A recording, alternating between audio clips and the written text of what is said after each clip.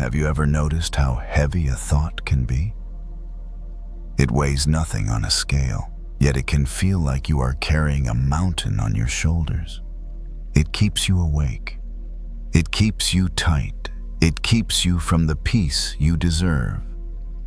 I'm glad you're here. If you are listening to this, it's likely that your day has been long, or your mind is busy. Perhaps you are replaying conversations, worrying about tomorrow, or simply feeling a tension you can't quite name. That is okay. You don't need to force it to stop. And if you feel like it, you can gently let me know in the comments where you're listening from tonight. Sometimes, it's comforting to realize how many of us are quietly sharing this same moment from different corners of the world. You see, the mind is like a guardian dog. It barks at shadows because it wants to protect you. We don't need to yell at the dog to be quiet. We just need to gently let it know that we are safe, so it can lay its head down and rest. For the next hour, I am going to share a collection of stories with you. These aren't just fairy tales. They are mirrors.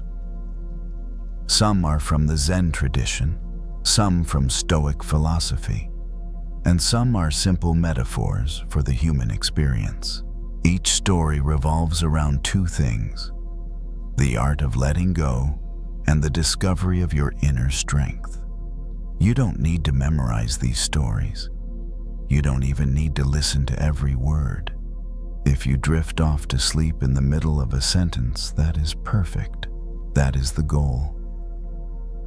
Think of my voice as a gentle breeze. You can enjoy it while it's there, but you don't need to hold on to it. Get comfortable now. Adjust your pillows. Let your shoulders drop away from your ears. Unclench your jaw. Let's begin with our first journey, a journey about the weight we choose to carry.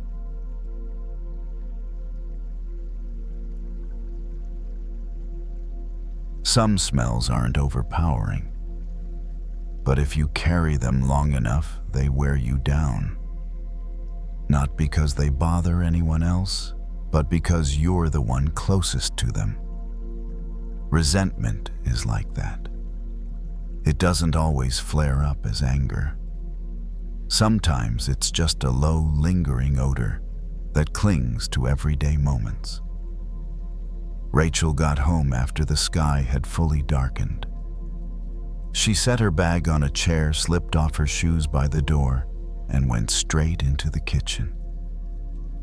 A long workday, picking up her child, a few unexpected phone calls.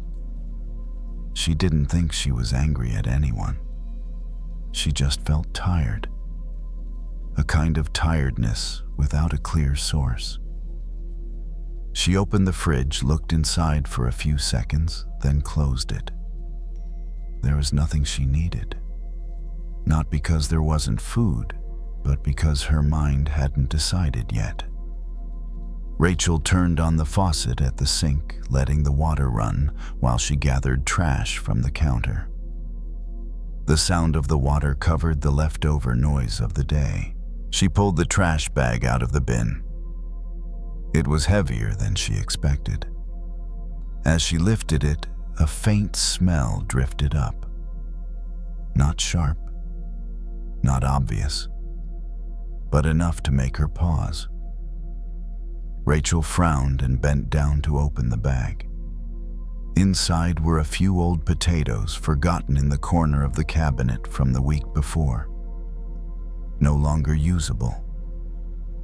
She tied the bag shut, a familiar motion, then set it on the floor, getting ready to take it outside. But before leaving, Rachel stood still for a few seconds. Not because of the smell, but because of another feeling, one she recognized right away, rising quietly in her chest. She thought about a conversation from earlier that afternoon, a careless comment, A remark that seemed small. Rachel had nodded, smiled lightly, said, "It's fine." But her body hadn't forgotten. It held on to the feeling the way the trash bag held the smell of what had gone bad. Rachel didn't think of herself as someone who holds grudges. She didn't raise her voice. She didn't argue. She didn't retell the story. But some emotions, when they aren't spoken, find their own way to stay. They settle into a corner somewhere, waiting until they're heavy enough to start bothering you. She took the trash outside and dropped it into the large bin in front of the house. When the lid closed, the smell vanished instantly. Rachel stood there for a moment and took a deep breath. The night air was cool and clean. A small sense of relief arrived faster than she expected. Back in the kitchen, Rachel washed her hands. Warm water ran between her fingers. She noticed she'd been gripping the trash bag tighter than necessary. Her hand felt slightly sore. So did her shoulders. She let her shoulders drop and allowed the water to carry away whatever was still clinging. A very simple thought appeared. If she kept that bag of rotten potatoes in the kitchen for a few more days, no one would be affected more than her. The smell wouldn't drift into the neighbors' houses. It would stay right here closest to her. And resentment works the same way. Rachel leaned back against the sink as the water slowed. She didn't try to analyze her feelings. She didn't need to name them.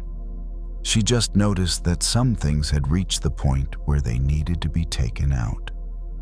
Not to prove she was right, just so she wouldn't have to live with the smell anymore. She turned off the faucet. The kitchen grew quieter. Soft yellow light reflected off the clean counter. Nothing big had changed. But the air felt different. A little lighter, a little easier to breathe. Rachel knew she wouldn't always remember to check the corners of her inner cabinets. Sometimes she would forget, and the smell would return. But tonight, simply noticing that she had been carrying something spoiled already felt like a beginning. She dried her hands, hung the towel back on its hook, and stood still for a moment in the familiar kitchen. There was nothing she needed to do right away, nothing she needed to react to. Just a body that had finally set down a heavy bag it had been carrying for a little too long. After finishing the kitchen, Rachel didn't turn on the TV. She switched off most of the lights, leaving only the soft glow of a small lamp near the sink. The space felt wider with less light filling it. She noticed she didn't need any more stimulation. The day had already been long enough. Rachel walked into the living room and sat down on the sofa. It sank slightly beneath her, supporting her back in a familiar way. She took off her watch and placed it on the table. A small action, but her body felt as if something tight around her wrist had finally been loosened after a long day. The air in the house felt different. No lingering smell. No need to avoid anything. She breathed in then out more slowly than usual, not because she was trying to relax, but because nothing was pushing her anymore. She thought briefly about the conversation from the afternoon. Not to analyze it, just to see it as a moment that had already passed. At the time, she hadn't said anything, not because she was weak, but because she didn't have the space to speak yet. And that was okay. Not everything needs to be resolved right away to be considered fine. Rachel stood up and went into the bathroom, splashing cool water on her face. It woke her up a little, but in a gentle way. When When she lifted her head, she looked at herself in the mirror. Not closely, not to search for flaws, just seeing someone who was tired and allowed to rest. She dried her face, turned off the bathroom light, and walked slowly toward the bedroom. Each step felt lighter than when she had first come home. Not because every emotion had been worked through, but because she was no longer carrying the rotten potato bag inside her. It had been set outside where it belonged. When she lay down, Rachel didn't think about whether she should forgive or not. Those questions could wait. Tonight, she only needed to stop making herself uncomfortable. The blanket rested over her shoulders, the temperature just right. She pulled it up a little higher, then stopped. Some kinds of relief don't come from understanding something big. They come from very simple actions, like taking something spoiled out of your living space. No announcements, no arguments, just setting it down. Rachel turned onto her side, finding her familiar position. Her breath moved in and out, steady and calm. There was nothing she needed to remember, nothing she needed to hold on to. Any leftover thoughts, if they appeared at all, drifted past as lightly as a smell fading from the air. If she remembered the situation again tomorrow, that would be okay. It might return the way you sometimes forget to check the kitchen cabinet on another day. But tonight, she had already cleaned up, and her body knew it. The room was quiet. No sudden sounds, no conclusions, just a clean, open space enough to rest. And in that space, sleep arrived without hurry, the way it does when the house is finally clean and there's no lingering smell left to pull you back.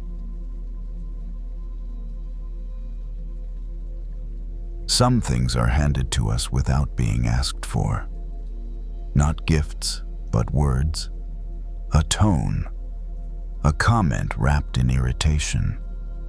And we often assume that because it was sent, it automatically belongs to us. But maybe like any other gift, if we don't accept it, it stays with the person who offered it. Jasmine was 34, a real estate agent used to her phone buzzing all day long. Quick texts, rushed calls, promises made while everyone was tense. That evening, she pulled up in front of her house, turned off the engine, but didn't get out right away. The streetlight reflected off the windshield, casting a dim glow just enough to see the dashboard clearly. Her phone vibrated. A voicemail. The caller's name appeared. Jasmine knew that voice. She had heard it many times on good days and on difficult ones. She didn't open it immediately. She just stared at the screen for a few seconds, as if considering a door. Finally, she pressed play. The voice came through not loud, but sharp, not openly insulting. Just sentences laced with disappointment, blame, and a subtle edge of contempt carefully packaged. When the voicemail ended, the screen went quiet again. But inside Jasmine, it didn't. She placed the phone face down on the seat beside her. Her hand trembled slightly. Not enough for anyone else to notice, but enough for her to feel it. A familiar heat rose in her chest, not exploding, just spreading slowly, like holding something that isn't very hot, but burns if you hold it long enough. Jasmine thought about calling back, thought about the sharp responses she could deliver, thought about explaining herself, then thought about staying silent. Each thought opened a different path, but they all started in the same place, She was holding something that had just been handed to her. She breathed in, then out. Not deep, not long. Just enough to notice she had been holding her breath. She looked at the phone face down, lying still like an ordinary object. Nothing in it was demanding an immediate response. There was no countdown clock. No rule forcing her to open her hands and receive it. Jasmine remembered an old question she'd heard somewhere before. If someone gives you a gift, but you don't accept it, who does the gift belong to? She didn't think about it as a moral lesson. It simply appeared clear and real, right there on the passenger seat beside her. The words in that voicemail, however unpleasant, were only sounds that had already passed. They couldn't enter her body unless she opened the door. But her habit, like many people's, was to open that door quickly, to take it in, and carry it along. Jasmine rested her hand on the steering wheel. Her fingers touched the cool surface. She noticed the contrast between that coolness and the heat spreading in her chest. Both existed at the same time. And for the first time that evening, she realized she had a very small choice to set the phone aside or to keep holding it. She chose to set it down, not to throw it away, not to block the number, just to turn it face down so the screen couldn't look at her anymore. A small movement, but it created a necessary distance, like placing an object that doesn't belong to you back on the table. Jasmine opened the car door and stepped outside. The night air was cooler than the air inside the car. She took a longer breath than before. The heat didn't disappear immediately, but it stopped being fed. No replies formed in her mind. No new story took shape. She locked the car, heard the familiar click, and walked toward the front door. The phone stayed in her pocket silent. The gift was still there, but it hadn't been accepted. And that alone was enough to send the evening in a different direction. Jasmine stepped inside and closed the door behind her. The sound was soft, just enough to signal that the long day was now outside. She didn't turn on all the lights. She left only the gentle glow from the living room, just enough to see where she was going. The quiet welcomed her without asking for anything more. She set her keys on the table, hung up her jacket, and stood still for a few seconds. Not out of hesitation, just letting her body recalibrate like after leaving a noisy place. In that quiet pause, Jasmine noticed that her phone was still silent in her pocket. No vibration, no light, nothing reminding her that something needed a response. She took the phone out and placed it on the table beside the sofa face down. Not a dramatic gesture, just setting it there like placing an unopened package off to the side. She sat down, leaning back into the soft cushions. Her shoulders dropped slightly, almost without her noticing. The words from the voicemail were still echoing faintly in her mind, but they no longer felt as sharp as they had earlier, when they weren't being picked up and turned over again and again. They began to fade like a distant sound lowering its own volume. Jasmine wasn't trying to forget. She just wasn't replaying it anymore. She went into the kitchen and poured herself a glass of water. Cool, clear. She drank in small sips, feeling her throat soften. Sometimes taking care of the body in the simplest way is the quickest way for the mind to stop arguing. Back on the sofa, Jasmine sat for a while. She didn't turn on the news, She didn't open social media. Those places often carry even more unrequested gifts. Tonight, she didn't need to accept anything else. She thought about how many words over the years she had taken in that didn't really belong to her. Taken out of politeness, taken out of habit, taken out of fear that silence would make things worse. But silence sometimes is just closing the window when the wind gets too strong. Jasmine stood up and went into the bathroom, splashing cool water on her face. It washed away the fatigue of the day.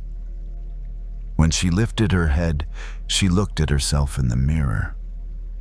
Not inspecting, not judging, just seeing someone who was learning not to open her hands so quickly anymore. She dried her face, turned off the light, and walked slowly toward the bedroom. Each step steady, unhurried. The phone stayed in the living room.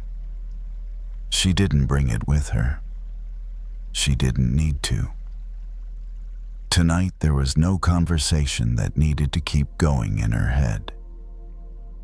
When she lay down, Jasmine pulled the blanket up to her shoulders. The temperature was just right. The air in the room was cool and still. She turned onto her side, finding her familiar position. Her body responded almost immediately, as if it had been waiting for this moment. If those words return at another time, that's okay. They can exist somewhere. But they don't need to be held. Not everything that's offered needs to be accepted to prove anything. Jasmine closed her eyes. She didn't force herself to sleep. She let her eyelids grow heavy with the rhythm of her breath.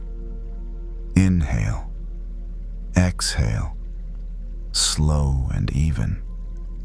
No reaction waiting, no answer being prepared. Some nights peace comes from realizing you're allowed to refuse gently, without explaining, without pushing back, simply by not opening your hands. The room settled into silence. Everything was in its place. And in that stillness, sleep arrived without words, like setting a gift back where it truly belongs.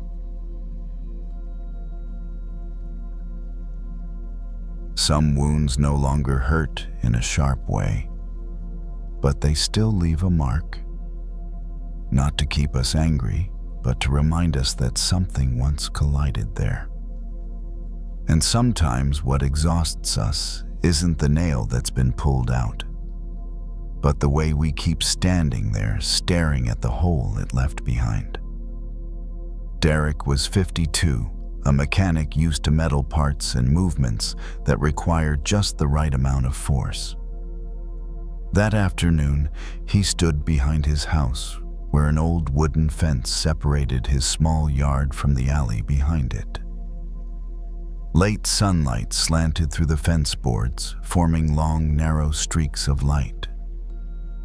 The space was quiet, filled only with a light breeze and the smell of freshly cut grass. In Derek's hands were a hammer and a pair of pliers. He wasn't fixing a car today, just tightening a few loose boards. Small, familiar work that didn't ask much thought.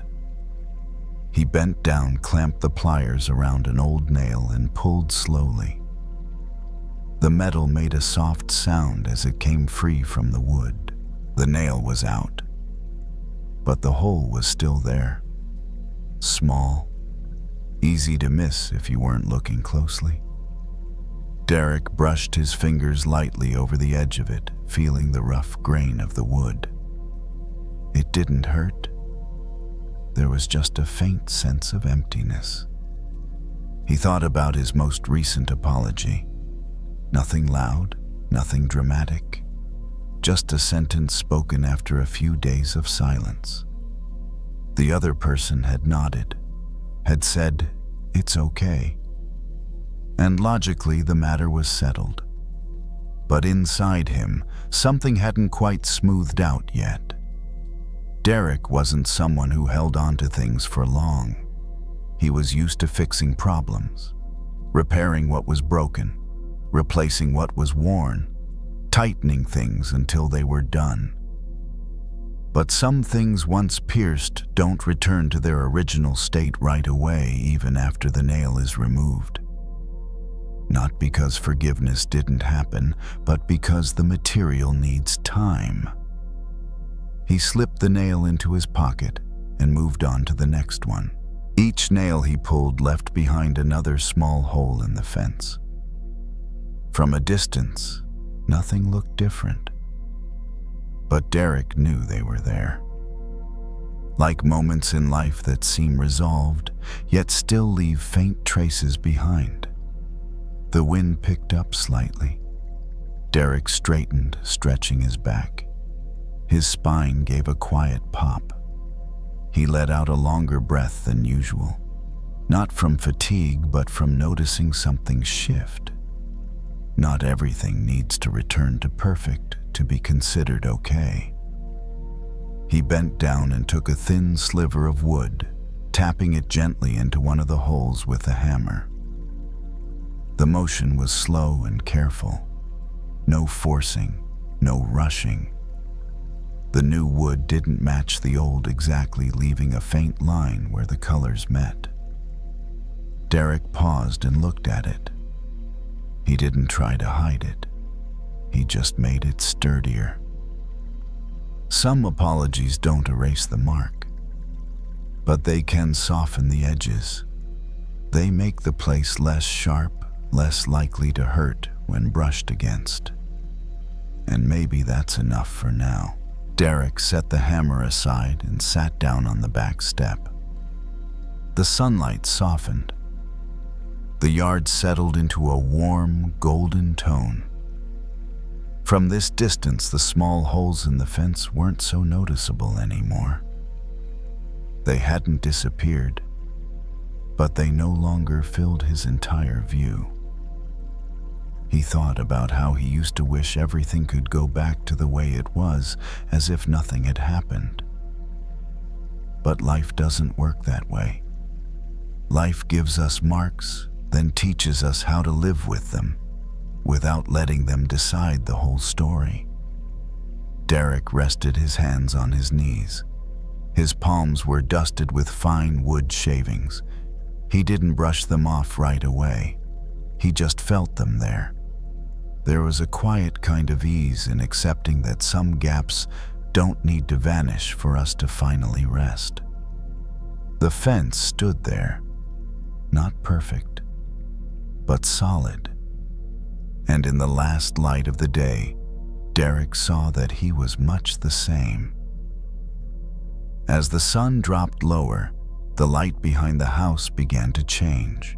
The pale gold faded, stretched, then dissolved into shadow. Derek stayed seated on the back step, not because he was tired, but because there was no need to stand up right away. Sometimes the body knows on its own that there's nothing urgent left to do. He looked at the fence again. From this distance, the small holes were barely visible. They were still there, but they didn't ask for attention. Derek realized that for a long time, he had been standing too close to the marks inside himself. So close that he forgot how different things look when you step back just a little. He stood up, brushed the wood dust from his hands, and carried the tools into the shed. The door closed with a solid, familiar sound. A simple end to the workday. Nothing ceremonial, just putting things back where they belonged. Inside the house, the air was quieter. Derek washed his hands at the utility sink, cool water rinsing away the smell of metal and sawdust. He let the water run a few seconds longer than necessary, not because it had to, but because it felt good. When he turned it off, his hands felt cleaner, lighter, as if a thin layer of tension had been rinsed away too. He went into the living room, and turned on a small lamp. He didn't turn on the TV. He didn't play the radio. Those sounds could wait. Tonight, the quiet felt complete on its own. Derek sat down, leaned back, and let the chair fully support his weight. The memory of the apology no longer felt sharp in his mind. Not because it had been erased, but because he wasn't staring straight at it anymore. Some words have already been spoken. Some marks simply need time to soften. Both can be true without canceling each other out. Derek thought about how he used to rush to fill every gap right away, as if not doing so meant everything might fall apart. But the fence was still standing, even with its imperfections. And so was he. Some places that had once been hurt were now just faint traces, no longer sharp the way they had been at first. He stood up and walked toward the bedroom. His steps were slow and steady. Nothing was pulling him to hurry. When he lay down, he didn't search for the perfect position. He just rested the way his body wanted to. The blanket settled over his shoulders. The temperature was just right. Small details that became clearer once his mind stopped working so hard. Derek's breath moved in, then out naturally. No counting. No adjusting. Each breath felt like a quiet reminder from his body that things were okay enough. He didn't need to be completely healed in order to rest. Some nights what we need isn't to erase every mark from yesterday. We just need to know they no longer hurt when we touch them.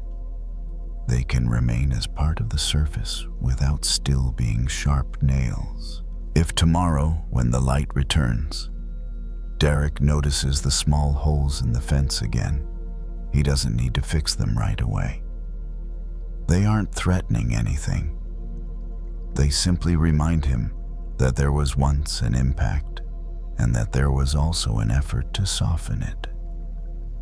The room slowly settled into silence. No conclusion, no promises. Just a man who had stopped standing so close to old nail marks, and a body allowed to rest within its own imperfect wholeness. And in that very gentle acceptance, sleep arrived without needing a name. Like letting the wood be what it is, instead of asking it to become what it once was before the nail. Some things, when we hold on to them for too long, slowly dry us out. Not because they're too heavy, but because we repeat them day after day until they become the only thing we remember. Meanwhile, the good things, if we don't hold them carefully, slip away quickly as light as footprints in the sand. Grace was 62, a librarian for many years before retiring. She was used to quiet to slow movements and to observing more than speaking. That morning she went to the beach earlier than usual. The air was still misty, the shoreline long and nearly empty. The waves rolled in steadily, neither strong nor hurried. Grace slipped off her shoes and carried them in her hand, letting her bare feet sink into the cool sand. Each step left a clear mark behind her. She didn't look back right away. She simply felt her walking rhythm blend with the rhythm of the waves. There was a special kind of softness in the early morning, when nothing had yet taken on the stories of the day. She stopped near the water's edge, bent down, and used her finger to write a word in the sand. Not a name, not a full sentence. Just a familiar word, one tied to a memory she had carried for many years. When she finished, she stood up and stepped back. A wave came in. Not fast, not strong, but enough to reach the word, its edges blurred. Then another wave arrived, and the word nearly disappeared. Grace watched without a sense of loss. Only a small feeling of relief, like exhaling after holding your breath longer than you realized. She thought back to the early days after losing her partner. The pain then was sharp, unmistakable. Over time, though, it changed shape. It no longer knocked her down, but stayed as a line written over and over inside her. Each time she remembered, she rewrote it again without noticing. Grace didn't blame herself for that. Everyone has things that are hard to let go of. But standing here with the sea in front of her, she suddenly saw something clearly. Maybe not everything needs to be carved deeply to prove it once mattered. She continued walking along the beach. A little farther on, a large rock rose up, its surface smoothed by wind and water. Grace stopped and placed her hand on it. The stone was cool and solid, unmoving. She didn't write on it. She just rested her hand there, feeling its steady presence. Another image appeared in her mind, not of loss, but of an afternoon many years ago, when someone had held her hand tightly at a moment she needed it most. Such a small gesture, yet it had stayed with her for so long. It didn't need to be repeated to remain. It never faded. Grace felt the contrast clearly. Some things are meant to be carried away by the tide, and some are meant to be kept, not by repeating them, but by carving them into something strong enough to hold them. She sat down on the rock and watched the sea grow brighter. The waves continued to erase her footprints in the sand. No mark lasted long, but the beach didn't lose its shape because of that. It remained whole in its own way. Grace breathed in, then out slowly. Not as a ritual, just a breath that matched the morning. She didn't need to decide anything right now. She only needed to see that she didn't have to carry every pain like a rare possession. Some things are allowed to fade. She stood up, slipped her shoes back on, and walked slowly toward the path. Behind her, the sand smoothed itself out, no trace of the word left behind. But the rock was still there, and the feeling of that long-ago handhold was too. Grace left the beach once the sun had risen high enough for the thin mist to fade. The small road leading home was still quiet, houses closed up, as if the whole neighborhood was lingering in sleep a little longer. She walked slowly, not from tiredness, but because there was no need to rush. When she reached home, Grace placed her shoes by the door and rinsed her feet under cool water. The sand washed away quickly, leaving no trace behind. She dried her feet and stood still for a moment, feeling the cool floor beneath her. Small sensations like that, when noticed, often help the mind stop circling back to old loops. In the living room, morning light slipped through the curtains, stretching long bands across the wooden floor. Grace sat down in her familiar chair by the window. A few old photographs rested neatly on the table. She didn't pick them up. She didn't need to. Those images had been held long enough. She thought about the difference between remembering and clinging. Remembering allows something to have a quiet place in the heart. Clinging drags it everywhere, never letting it rest. She realized that for many years she had been doing both at once, and it had tired her more than necessary. Grace stood up and opened the window, Morning air flowed in, carrying a faint saltiness from the sea. The breeze stirred the curtains gently. Nothing was disturbed. It was just the soft movement of a new day beginning. She returned to her chair and closed her eyes for a short while. Not to stop her thoughts completely, just to let them pass without sticking. Old images drifted by, then moved on. No need to hold. No need to push away. Grace noticed that the good things in her life had never needed constant repetition to stay real. They were there solid as stone, even without being named. And the painful things, when allowed to be carried off by the wind, no longer felt as sharp as before. The morning passed slowly. Grace made a cup of tea and set it on the table, watching the steam rise and disappear. She took a small sip, feeling the warmth spread. Nothing remarkable, but enough.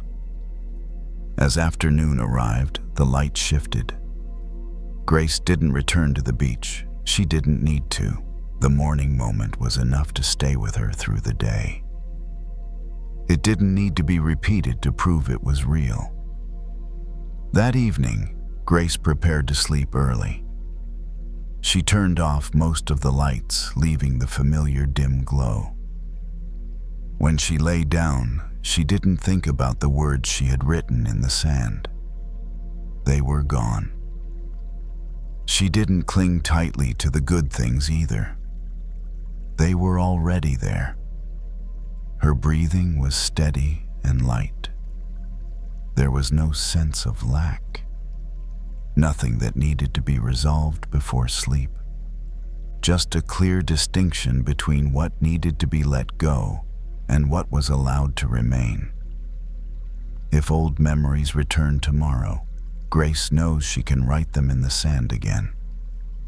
Not to avoid them, but to give them a way out.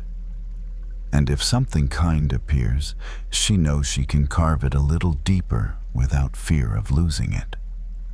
The room settled into quiet. No conclusions, no reminders. Just someone who had learned where to write, and a body finally allowed to rest. And in that stillness, sleep arrived naturally, like waves finishing their work on the sand, while the stone remained quietly in place. Some doors don't need to be locked from the outside. They close very softly, almost without a sound. And then we get so used to being inside that we forget we ever had the key. Ben was 31, working in startups, living alone in an apartment that was darker than it needed to be. Not because he liked the dark, but because bright light made his thoughts feel louder. That evening, he sat on the sofa with only a small lamp turned on near the wall. The warm yellow light reached the ceiling enough to give the room shape, but not enough to demand his attention. Ben's phone rested in his hand. The screen lit up, then went dark. Lit up, then dark again. Old notifications, messages he hadn't replied to, emails he had read but never reopened. He didn't act on any of them. He just held the phone like holding a thread that connected him to a place he didn't want to return to. There was someone Ben hadn't forgiven. Not because that person hadn't apologized. The apology had come long ago. Short, clear, no excuses. But inside Ben, the door stayed closed. Not to punish anyone, only because he was afraid that if he opened it, everything would rush in at once. He had thought about it many times. About keeping distance. About protecting himself. And in a way, he had succeeded too well. So well that there was no one else left in that space with him. Ben set the phone down on the table, then picked it up again. He had done this for many evenings in a row, as if holding it meant he was still in control of the story. But every time the screen went dark, the room felt larger and the silence more noticeable. He stood up and walked to the window. Outside, the city was still moving. Car lights stretched into long lines. No one knew he was standing there. No one was waiting for him to respond. The thought felt both relieving and sad. Ben remembered the first time he decided to close the door.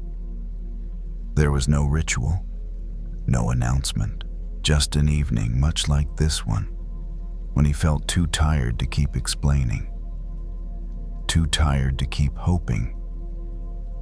And so he closed it slowly, firmly. At first it felt like safety, like being in a room where no one could interrupt. But over time, the room stayed the same while he changed. The air grew heavier. The distance between him and the world stretched longer. Ben returned to the sofa and sat down. He unlocked the phone, looked at the screen, then locked it again. A small click echoed in the quiet.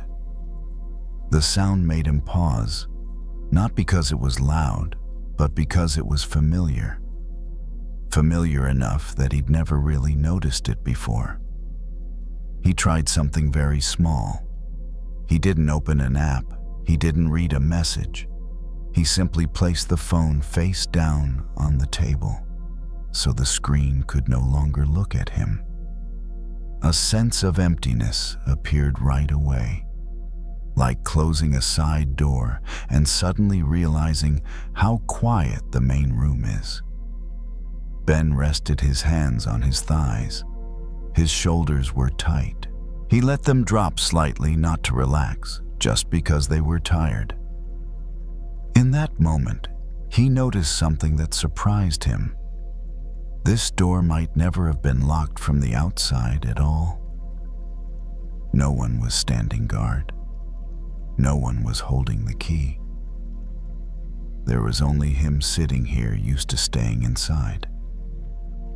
The thought didn't make him jump up and open the door right away.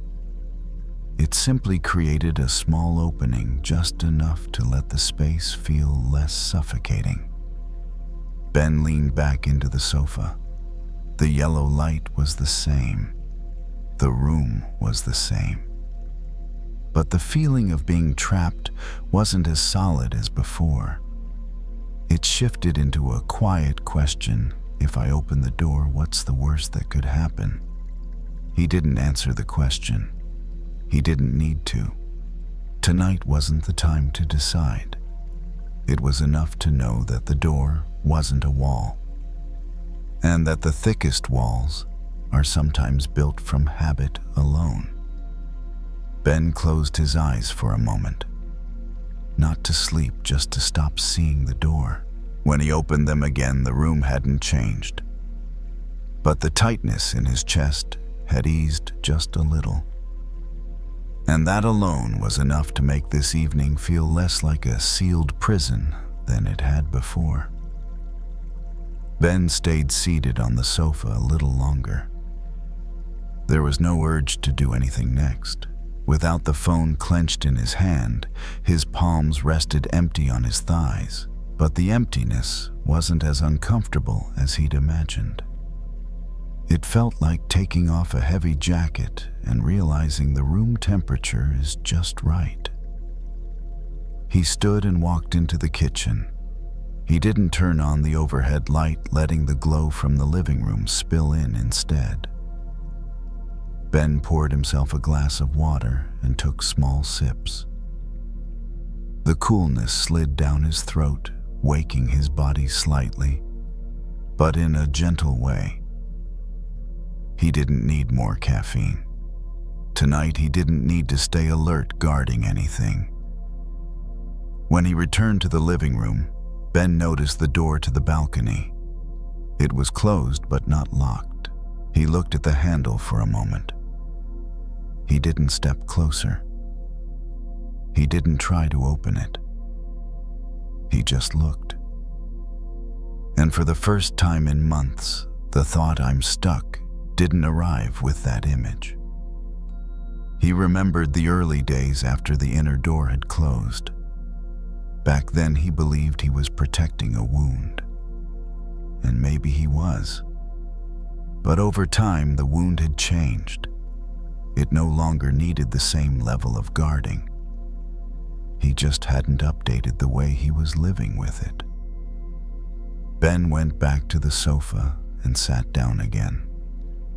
His back settled into the cushion legs stretched out. This wasn't a defensive posture. It was the posture of someone resting. His breath moved in and out steady. No counting, no adjusting. Nothing here was threatening him. He thought of the other person briefly. No clear image, no specific words, just a faint presence. He realized he didn't need to decide about forgiveness right now. He only needed to stop imprisoning himself inside an undecided moment. Some doors don't need to be thrown wide open for us to feel freer. It's enough to know they can open. Enough to stop leaning our weight against them all day long.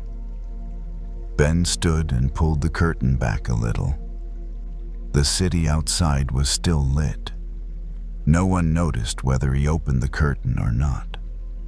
A light breeze slipped through the gap, bringing in cool air, a small exchange between inside and out. He went to bed. He didn't bring the phone with him. He didn't bring the old story either. When he lay down, his body responded quickly. The blanket rested over his shoulders.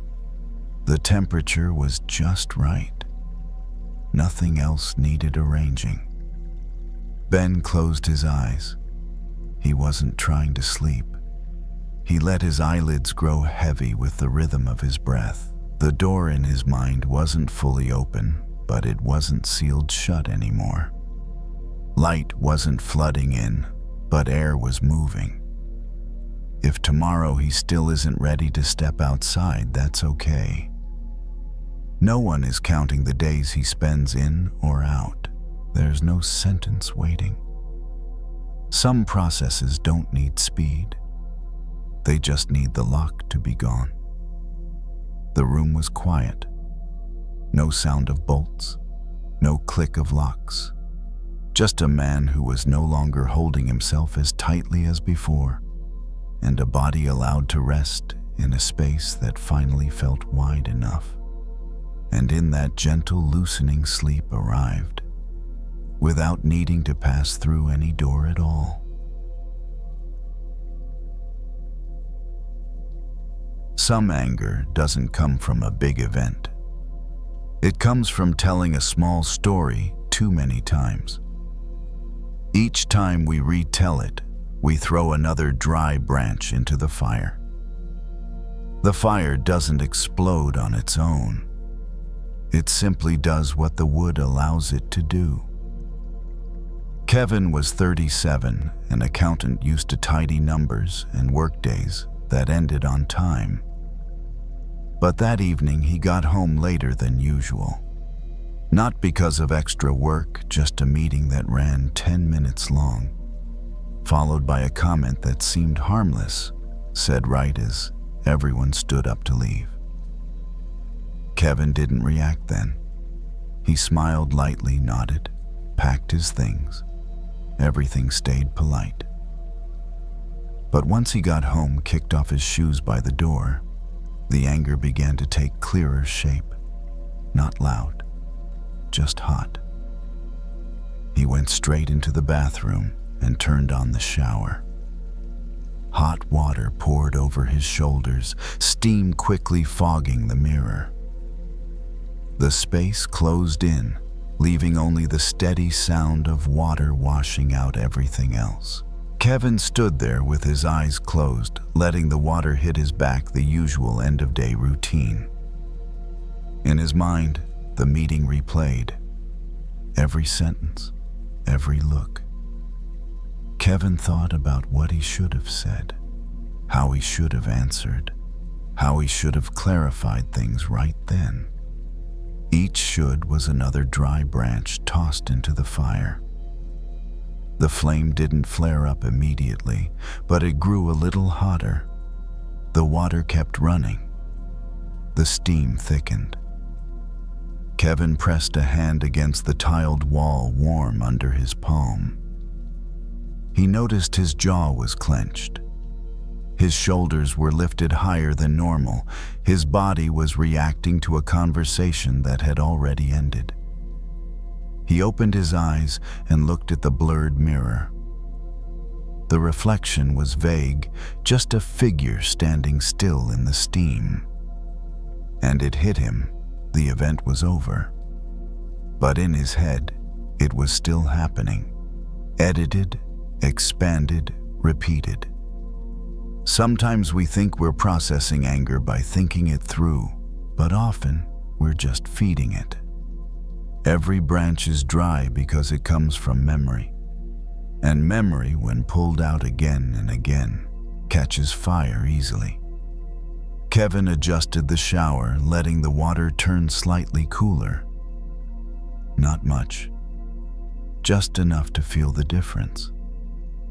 The steam began to thin. The fire in his chest didn't grow anymore. It paused, waiting. He tried something else. He didn't keep retelling the story. He didn't argue in his head. He didn't prepare imaginary responses.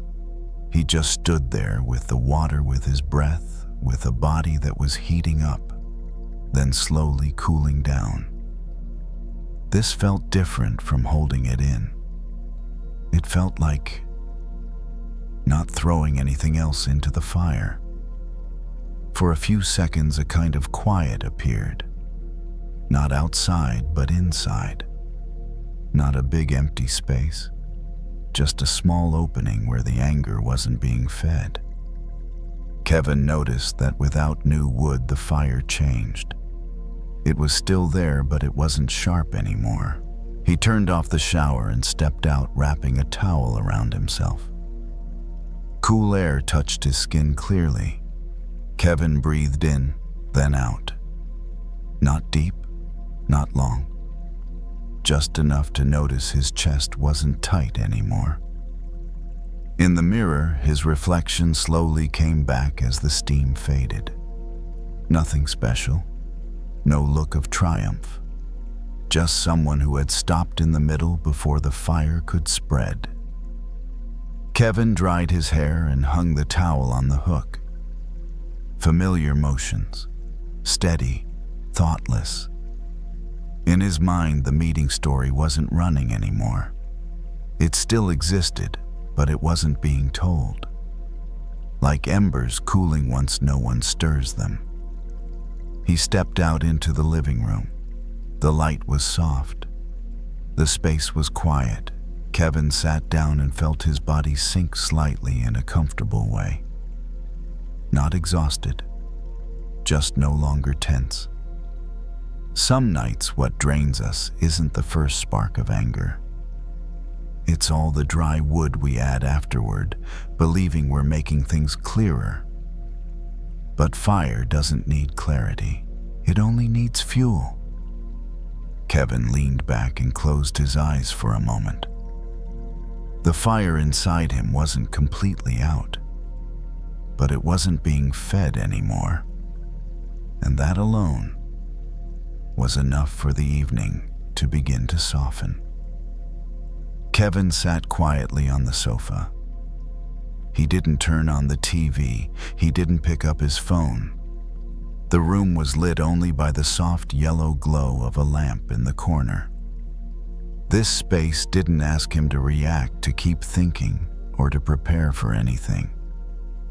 It simply allowed him to be still.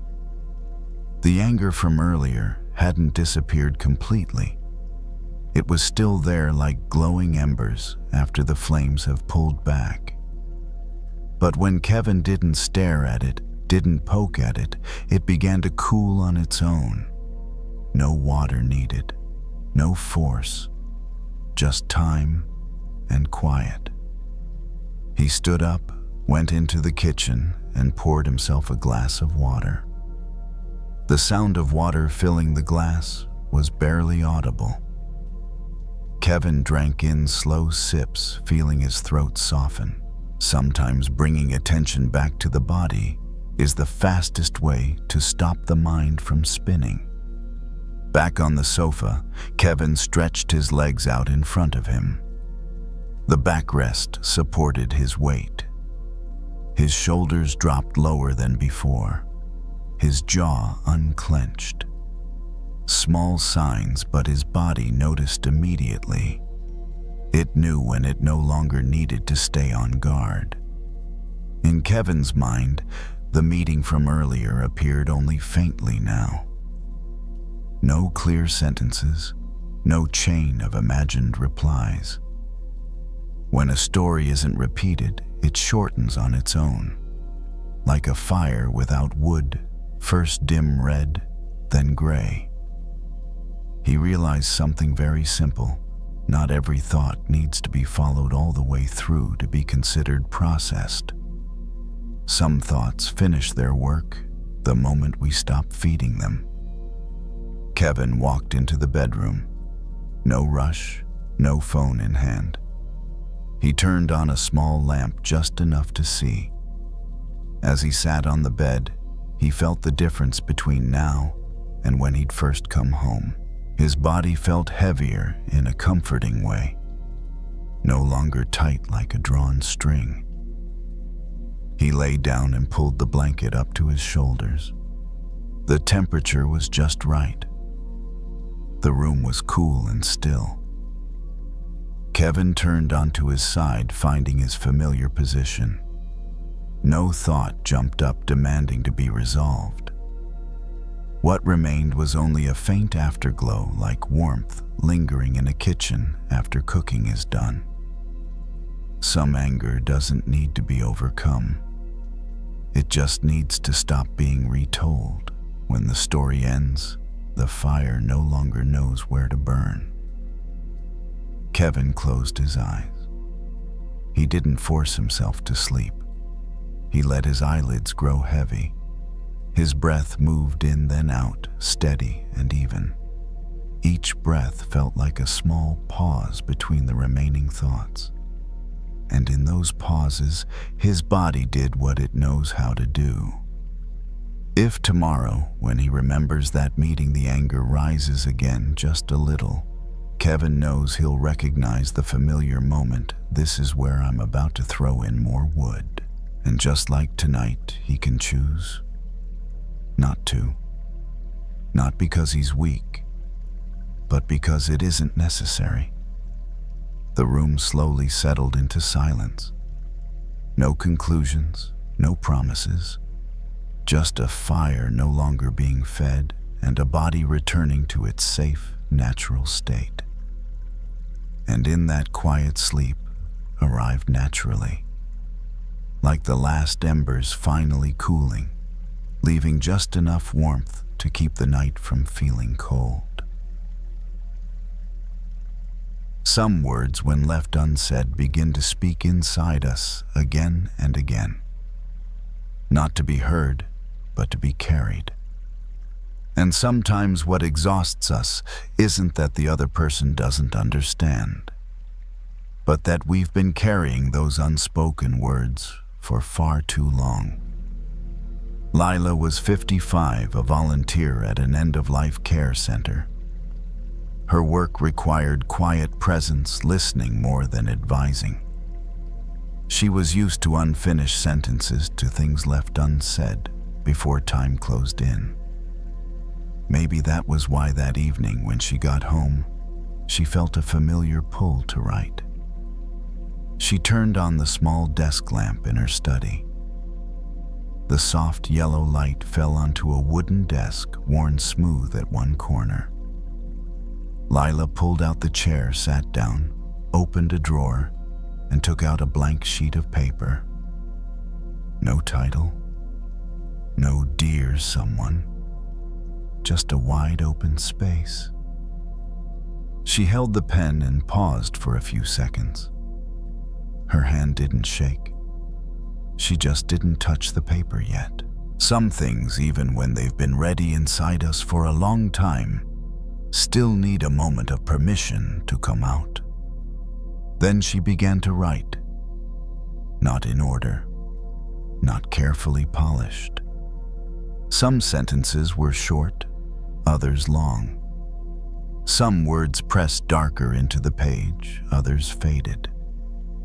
Lila wrote about times she'd been misunderstood, moments she'd been overlooked, things she'd swallowed because she believed saying them wouldn't change anything. She wrote about anger that arrived late and quietly, but stayed for a long time. There were no sharp accusations, just truth placed on the page as honestly as she could manage right now. As she wrote, she didn't imagine the other person reading it. That wasn't necessary. This letter was never meant to be sent.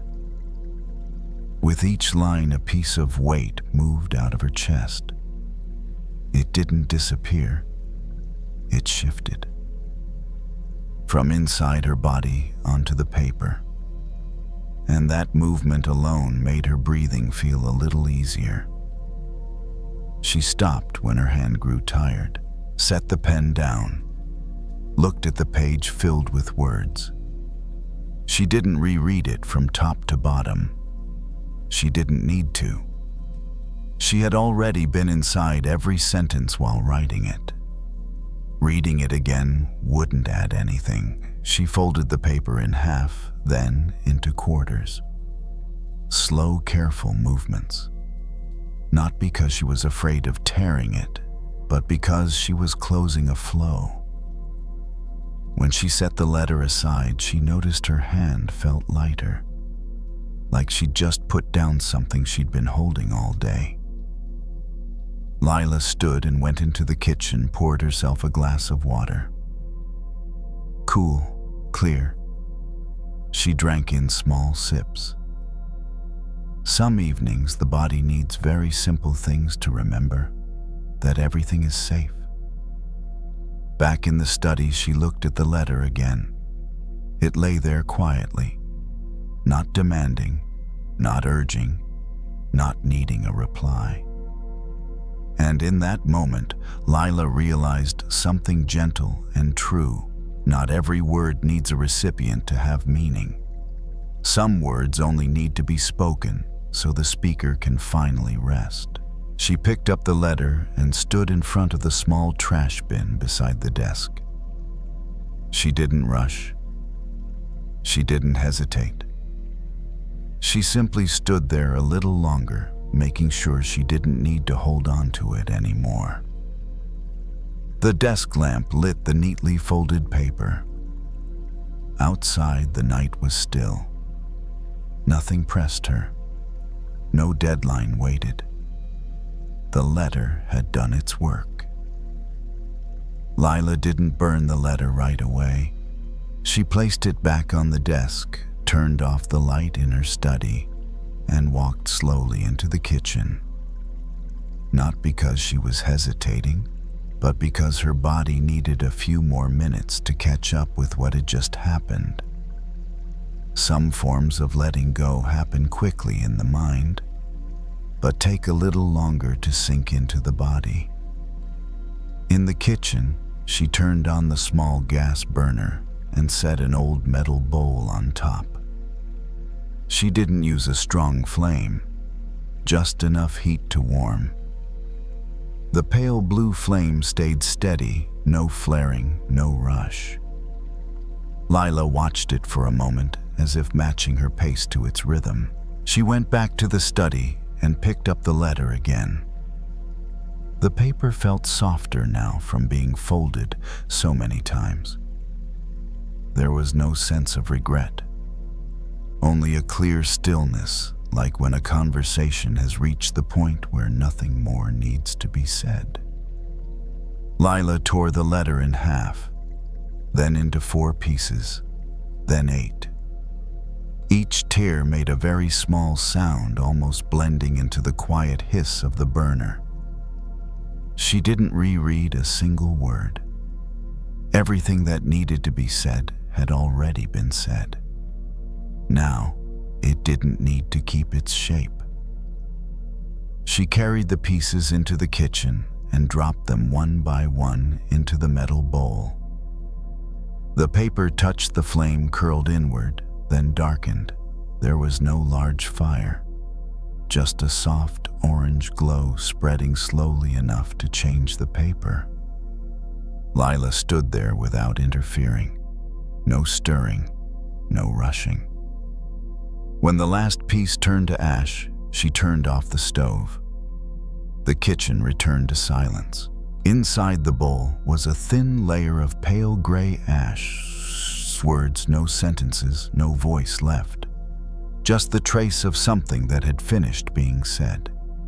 She let the bowl cool, then carried it outside and poured the ash into a small planter on the balcony.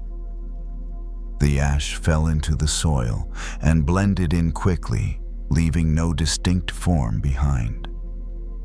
She didn't think about symbolism. It simply felt right. What had once been heavy could now become something that fed something else. Back inside, Lila turned off all the lights, leaving only a dim glow in the hallway. The familiar space held her gently. She went into the bedroom, changed, and lay down. There was no feeling of mission accomplished, no sense of victory, just the feeling of not having to carry anything anymore. Her breathing slowed and evened out. Her chest no longer felt tight like it had earlier in the evening. There were no sentences in her mind waiting to be written, no responses being prepared. A kind of emptiness appeared, but it wasn't cold. It felt like a room that had just been cleaned, carrying the faintest trace of freshness. Lila thought of the people she met through her work. People who had carried so many unsaid words until there was no longer time to speak them. And she realized that tonight she had given herself a very quiet gift, saying what could be said while there was still time so she wouldn't have to carry it any further. If old memories return tomorrow, that's okay. They can knock. But the door is no longer locked from the inside. Not because everything has been fully forgiven, but because she's no longer keeping herself trapped in the same room with them. Lila turned onto her side and pulled the blanket up to her shoulders. The room was just dark enough. No sudden sounds, no thoughts needing attention. What remained was only the lightest sensation of a body that had finally set down an invisible weight. The unsent letter had completed its purpose. It didn't need a recipient. It didn't need a reply. It only needed to be written and then allowed to dissolve. And in that dissolving, the night opened wide. Sleep arrived not as an ending, but as a deep pause when there were no more words left to hold.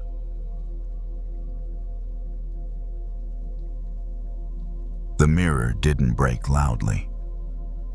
Grace noticed it the next morning when the light from the porch hit the glass at an angle it didn't usually reach. A thin line ran across the corner, quiet and pale, like something that had happened while no one was watching. She stood there for a moment longer than necessary, holding her coffee, letting the kettle click off behind her. She didn't remember dropping it. She didn't remember a sound in the night. Just this line now here. Grace was 62, retired, the kind of person who noticed small things because life had finally slowed down enough to make room for them. She set the mug down, touched the edge of the mirror with one finger, careful not to press. The glass was still smooth. The crack didn't cut. It just interrupted.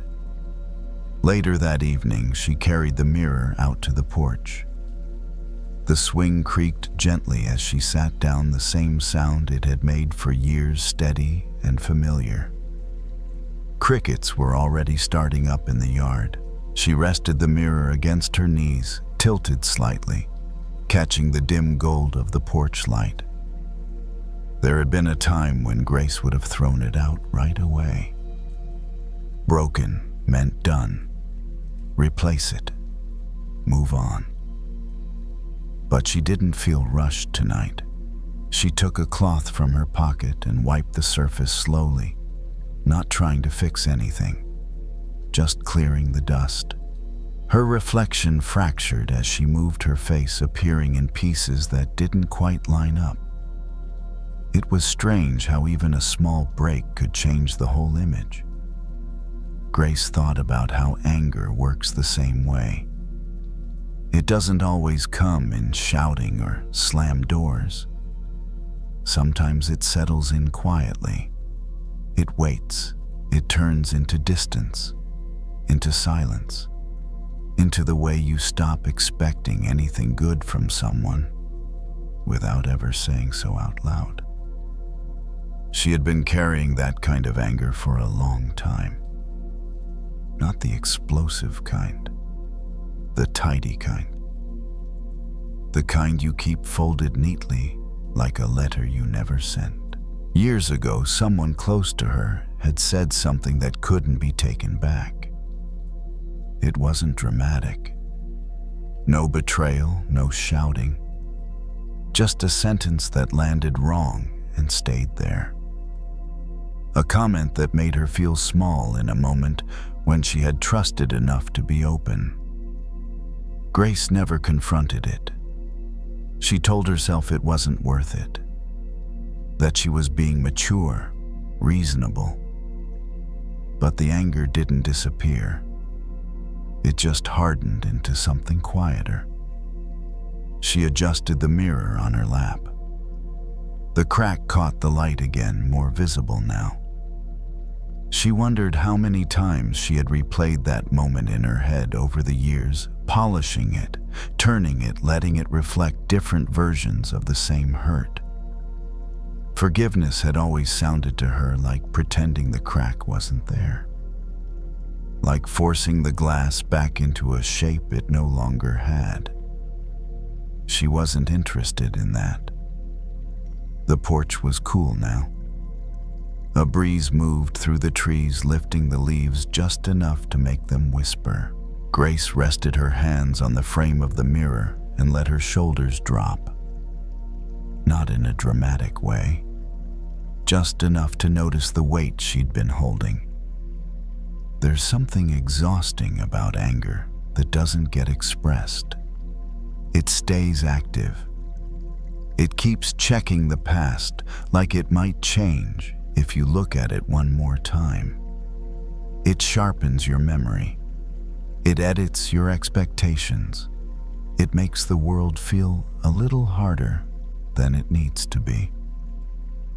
Grace hadn't realized how much of her energy had been leaking into that old moment until now, sitting here watching her reflection split and rejoin with every shift of light. She thought about what it would mean to fix the mirror.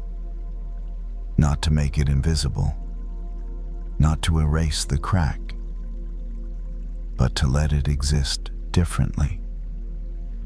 Years ago, she had seen a documentary about a Japanese art form, kintsugi, broken pottery repaired with gold. The cracks weren't hidden. They were traced, honored. The object wasn't restored to what it was before. It became something else, more honest, more deliberate. Grace smiled a little at the thought, not because it solved anything, just because it felt truer than the idea of going back to normal. She wasn't ready to forgive the way people usually talk about forgiveness, She didn't feel warm or generous. She didn't feel like reaching out. What she felt was tired. Tired of holding something sharp so carefully. She set the mirror down beside the swing and leaned back, letting it sway slightly. The rope creaked again. The sound filled the quiet in a way that didn't demand attention. For the first time in a long while, Grace considered this. Maybe forgiveness isn't about the other person at all. Maybe it's about changing how you carry what happened. The mirror, broken and still useful, waited beside her. It wasn't asking to be fixed tonight. It wasn't asking for a decision. It was just there. And for now, that was enough. Grace didn't try to repair the mirror that night. She left it leaning against the porch wall just inside the circle of light. Before going back into the house, she paused and looked at it once more. The crack was still there, clear and honest. Nothing had changed, and yet something had loosened. Inside the house felt quieter than usual. Not silent, just unburdened. Grace moved through the rooms without turning on extra lights. The familiar sounds followed her, the soft hum of the refrigerator, the faint tick of the hallway clock. Ordinary sounds, anchoring sounds. When she washed her hands at the sink, she noticed how warm the water felt against her skin. She let it run a second longer than necessary, watching it slip through her fingers and disappear down the drain. There was no rush to finish, no thought she needed to catch. Anger often convinces us that it's doing something useful, that it's protecting us, that if we keep it close, we won't be hurt again. But standing there, hands wet, shoulders relaxed, Grace could feel how heavy that protection had been, how much effort it took to keep it intact. She dried her hands, slowly folded the towel neatly, and set it back where it belonged. Small motions done without commentary. Her body seemed to know what to do before her mind tried to explain it. Later, lying in bed, Grace stared at the ceiling fan as it turned at its lowest setting. The air moved gently across her face. She didn't replay the old conversation tonight. She didn't rehearse a response she'd never send. The memory still existed somewhere inside her, but it no longer demanded center stage. That surprised her. Forgiveness, she realized, might not arrive as a decision. It might arrive as a quiet reduction. Less tension in the jaw, less replaying, less heat behind the eyes. Not gone, just less. The broken mirror stayed on the porch for days. Grace passed it every morning, every evening. Sometimes she caught her reflection in it, split by that thin line. Sometimes she didn't look at it at all. One afternoon, she brought out a small box from the hall closet.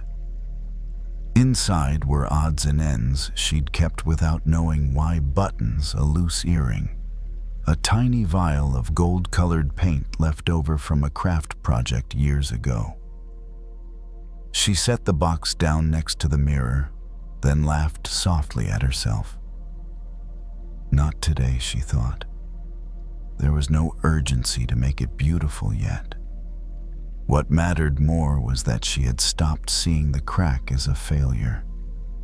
It was simply a record of pressure, of impact, of something that had met resistance and not fully broken.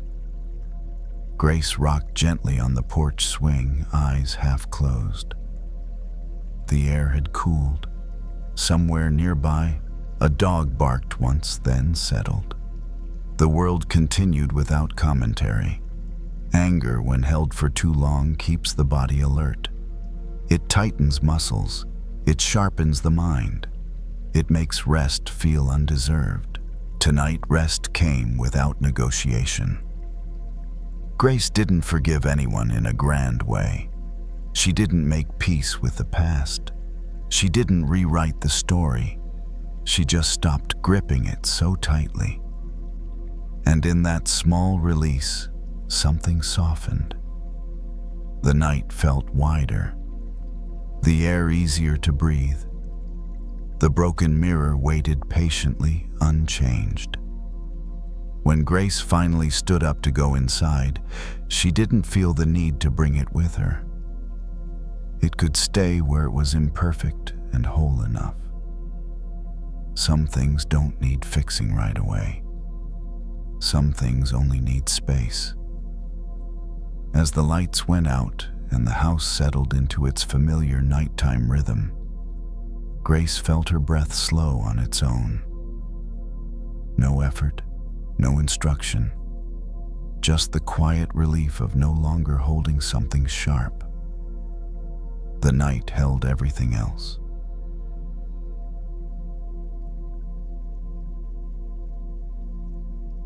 Nina didn't plan to garden that afternoon. She'd only stepped into her tiny backyard to take out the trash, still wearing her daycare t-shirt with a cartoon sun on the front. The day had been one long stretch of small hands and loud feelings, kids melting down over the wrong cup, the wrong snack, the wrong crayon. By the time she got home, her patience felt used up in the same quiet way a phone battery dies. Not dramatic, just suddenly red. The air outside was warm, but not sticky. The kind of late-day light that makes everything look softer than it felt. Nina paused near the fence and noticed a cluster of weeds pushing up along the edge of the garden bed. Thin stems, stubborn leaves, little green flags claiming space. She stared at them longer than she needed to. Because that's what anger does sometimes. It finds a harmless target. She told herself, I should pull those. It'll take 5 minutes. It'll feel productive. She went inside, washed her hands, and came back out with a pair of gardening gloves she'd bought months ago and barely used. When she slid them on, the fabric felt stiff and new. Like it didn't know her yet, she crouched near the weeds and gripped the first one, hard tugging straight up. It snapped. The top came off in her hand, while the rest stayed buried in the dirt. Nina's jaw tightened. She grabbed another and pulled even harder. Snap again. 2 clean breaks like the weeds were making a point. Of course, she muttered, more annoyed than the situation deserved. Nina was 35, and most people would describe her as calm, soft-spoken, good with kids, the kind of person who could talk a 3-year-old down from a full-body tantrum with a quiet voice and a silly song. But there was a version of her no one saw at work, a version that showed up later in the car, in the shower, or here alone in her backyard with dirt under her nails. That version was tired, and when she was tired, anger didn't look like shouting. It looked like tension.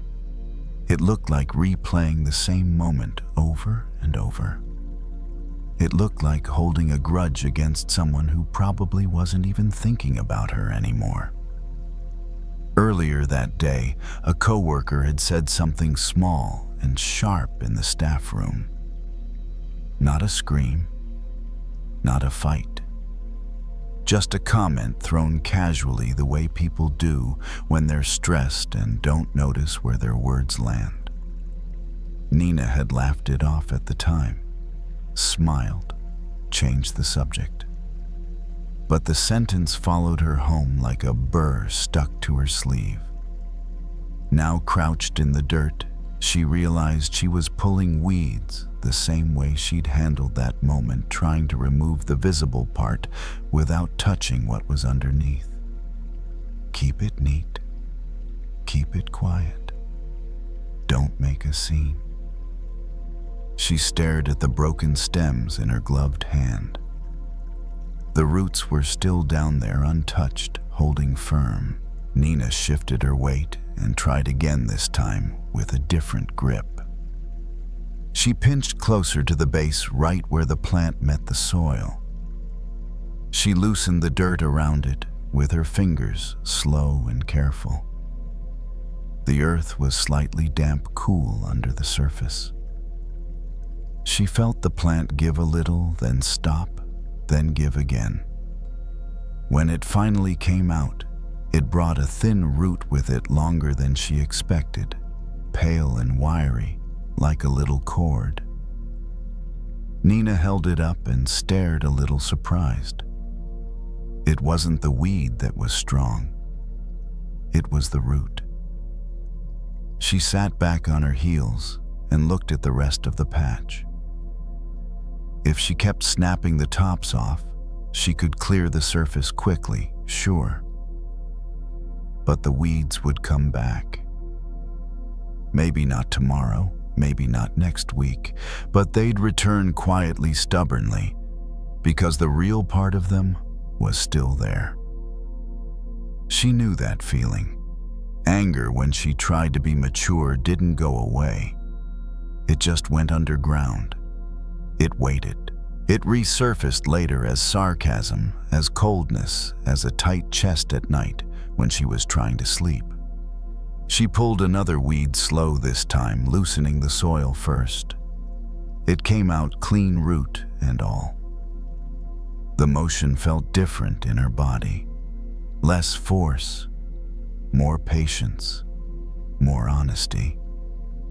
She thought about the co-worker's comment again, and for the first time she asked herself a question she usually avoided. What did that actually touch? Not the words themselves. The place they landed. Because the truth was, Nina's anger wasn't only about that one comment. The comment was just the top. Underneath it was a root, the feeling of not being respected, of being the one who always stayed late, the one who always cleaned up, the one who always said yes because she didn't want to be difficult, and then quietly resented everyone for expecting it. That was the root. Nina didn't judge herself for it.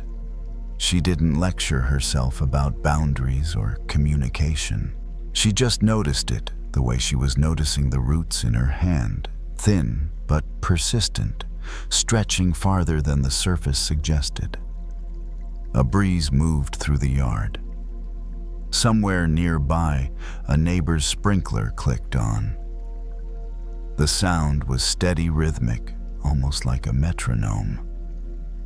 Nina kept pulling weeds, one at a time, slower than she'd planned. And as she worked, she could feel the anger shifting, not disappearing, not turning into forgiveness on the spot, just changing texture. When she snapped the tops off, her anger felt sharp and urgent, like it needed to be acted on, like it needed to win, like it needed to do something. When she eased the roots out, her anger felt more like information, like a signal, like a part of her that was saying quietly, "You've been holding too much." Nina paused and rested her gloved hands on her thighs. She looked at the small pile of weeds beside her roots, exposed, no longer hidden. It wasn't pretty, but it was real. She realized something else too. Trimming the top had always been easier, faster, cleaner. It made her look calm. It kept her image intact. but pulling the root, naming what hurt. Admitting what she needed, that was the part she avoided. Not because she didn't know how, because it made things feel messy for a minute. And Nina had spent most of her life trying not to be messy. She stood up slowly, her knees stiff. She brushed dirt from her gloves and looked at the garden bed. It wasn't perfect. There were still weeds. There always would be. Life kept growing things, some of them helpful, some of them not. But she could already tell the ones she'd pulled from the root weren't coming back the same way. She gathered the weeds into a small paper bag. The bag crinkled softly in her hands. As she walked toward the trash bin, she felt her shoulders lower just a fraction. A tiny release. Not a dramatic breakthrough, not a speech, just a quiet understanding that sometimes anger isn't asking you to explode. Sometimes it's asking you to go deeper. And Nina, still tired, still human, still carrying the day on her skin, felt a little more willing to do that slowly, one root at a time. Nina didn't finish pulling all the weeds that day. She tied the paper bag loosely and left it by the back door, meaning to take it out later. The garden bed looked uneven now, some spots clear, others still crowded with green. It wasn't the neat before and after she usually preferred, and somehow that felt right. Inside, she rinsed her hands at the sink. Bits of dirt swirled away and disappeared, leaving her fingers clean, but a little tired. She noticed how the tension in her shoulders had eased without her telling it to. No deep breathing, no fixing, just less holding. That evening, as she folded laundry on the couch, the moment from work came back again. The comment, the tone, the way she'd smiled and swallowed her response. But this time, the memory didn't flare. It arrived quietly, like a weed she already recognized. She didn't push it away. She asked the same question again, gently. What's the root here? The answer didn't come as words right away. It came as a feeling in her chest. Tight, familiar. The feeling of being overlooked. Of being the one who adapts so others don't have to. Of being kind and hoping, maybe unfairly, that kindness would be noticed without being named. Nina let herself feel that for a moment. Not the anger on top, but the tiredness underneath. It was heavier, but also truer. And strangely, it didn't demand action. It just wanted to be seen. The washing machine clicked off. The sudden quiet filled the room. Nina stacked the towels, slowly aligning the edges without thinking too hard about it. Ordinary movements had a way of making space for things to settle. Anger, she realized, often comes from something reasonable, a need that's gone unspoken, a boundary that's been crossed too many times. When she cut it down at the surface, telling herself to be nice or let it go, that need stayed buried, still growing. That night, lying in bed, Nina didn't rehearse an argument. She didn't plan a confrontation. She didn't decide what she would say the next day. She simply noticed that she felt less tight than usual. Her breathing found its own rhythm. In and out. Slower than earlier, without effort. The house made its nighttime sounds, pipes settling, a distant car passing, the soft tick of the clock in the hall. She thought about the garden again. How pulling the root took more patience, more time, and dirtier hands. How it also meant the weed didn't have to be fought again tomorrow. Not everything in her life needed to be resolved right away. Some things just needed to be acknowledged at the right depth. The next morning, Nina stood at the staff room counter pouring herself coffee. The coworker was there too, scrolling on her phone. Nothing dramatic happened. No apology, no repeat of yesterday. But Nina noticed something different in herself. When the coworker spoke, Nina didn't brace. She didn't shrink. She didn't smile automatically. She just listened, shoulders relaxed, attention steady. The anger that had been buzzing under her skin the day before wasn't gone. But it wasn't driving anymore. It had become information. Later during nap time at the daycare, the room was dim and quiet. Small bodies rose and fell on their mats. Nina sat in her chair, hands resting loosely in her lap. She felt tired but not depleted. There's a difference. Exhaustion that comes from giving too much feels sharp, resentful. The tiredness she felt now was softer, honest. The kind that comes from doing the work that actually matters. That afternoon when she got home, Nina stepped into the backyard again. The weeds she'd left were still there, of course. Life didn't rearrange itself overnight. She pulled one more slowly, feeling the soil loosen, the roots slide free. She didn't rush to finish. She didn't aim for perfect. Anger, she understood now, doesn't need to be cut down or crushed. It needs to be understood at the level it grows. Above that, everything is just maintenance. As dusk settled in, Nina left the garden as it was and went inside. The paper bag still waited by the door. The work could continue another day. For now, it was enough to know where the roots were. In bed, as the room darkened and the day finally released its grip, Nina felt her thoughts slow. Nothing needed to be solved tonight. Nothing needed to be pushed away. Some things, once seen clearly, stopped demanding so much energy. And with that, the mind, like the garden, was allowed to rest.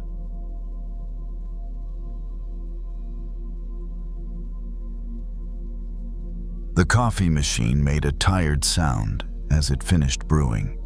Brian stood at the counter of the gas station, one hand on the lid of a paper cup, the other resting on the edge of the sink. It was late enough that the place felt hollow. No line, no rush. Just the hum of the refrigerators and the occasional car passing outside, tires hissing on the road. He added cream without really looking, snapped the lid on, and pressed it down until it clicked. The sound was small, final. He lifted the cup, felt the heat through the cardboard sleeve, and took a careful sip. Too hot. Brian winced, slightly more annoyed than hurt. He blew across the opening, watching steam curl up and disappear. It reminded him of how anger behaves, how it rises fast, looks dramatic for a second, and then vanishes into the air, leaving something else behind. He was 29 in EMT, and he knew more about bodies than he ever planned to. He knew how quickly things could go wrong, how pain traveled, how stress hid itself until it didn't anymore. What he didn't know, what no training had prepared him for, was how to deal with anger that had nowhere to go. The shift had been long. Not unusually long, just heavy. Calls that blurred together. a patient who yelled, a family member who blamed him for something he couldn't control, a supervisor who brushed it off with a quick, "You did what you could," and moved on. Brian nodded at the time. Of course he did. He always did. But the anger didn't clock out with him. Now it sat in his chest tight and sour, like something swallowed too fast.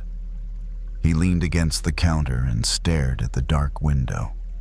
His reflection hovered there, distorted by the glass and the glare of fluorescent lights. He looked older than he felt, or maybe more tired than he wanted to admit. There was a phrase he'd heard once years ago from a medic who'd been on the job too long to sugarcoat things. Holding on to anger is like drinking poison and waiting for the other person to get sick. At the time, Brian had nodded politely and forgotten it. Tonight, with the cup warm in his hand, the phrase came back with uncomfortable clarity. He took another sip, slower this time. The coffee had cooled just enough to be drinkable, bitter. He considered adding sugar, then decided against it. The bitterness felt honest. Anger often disguises itself as strength, as clarity, as righteousness. It tells you you're right to feel this way. That the heat in your chest is proof of something important. But Brian could feel what it was actually doing. It was draining him. Not all at once. Gradually, like a leak you don't notice until the tank is empty. He paid at the register, nodded to the cashier, and stepped back outside. The night air hit his face cool and clean. He took a deeper breath without meaning to. The gas station lights cast a wide, pale circle on the pavement. Beyond that, everything dissolved into dark. Brian leaned against his car and took another sip. The coffee tasted different out here, less sharp. Or maybe his mouth had adjusted. Anger doesn't always want action. Sometimes it just wants attention. It wants to be replayed, reheated, kept warm so it doesn't fade. Brian replayed the moment again, the words that had landed wrong, the look on the family member's face, the way his supervisor had already turned away. Each replay tightened his jaw a little more. His shoulders crept up. His grip on the cup grew firmer. And suddenly, he noticed his hand. How hard he was squeezing. He loosened his fingers just a bit. The cup didn't fall. Nothing bad happened. The coffee stayed right where it was. He let out a breath. Brian wasn't ready to forgive anyone. That word felt too big, too clean, too far away from how he actually felt. Forgiveness sounded like letting someone off the hook, and he wasn't interested in that. What he was interested in, what his body seemed to be asking for, was relief. The kind that comes from not swallowing something harmful just to keep a story alive. He finished the coffee slowly, noticing the warmth move through him. When the cup was empty, he crushed it lightly in his hand and tossed it into the trash. The sound it made was dull, unremarkable. He sat in his car for a moment before starting the engine. The dashboard lights glowed softly.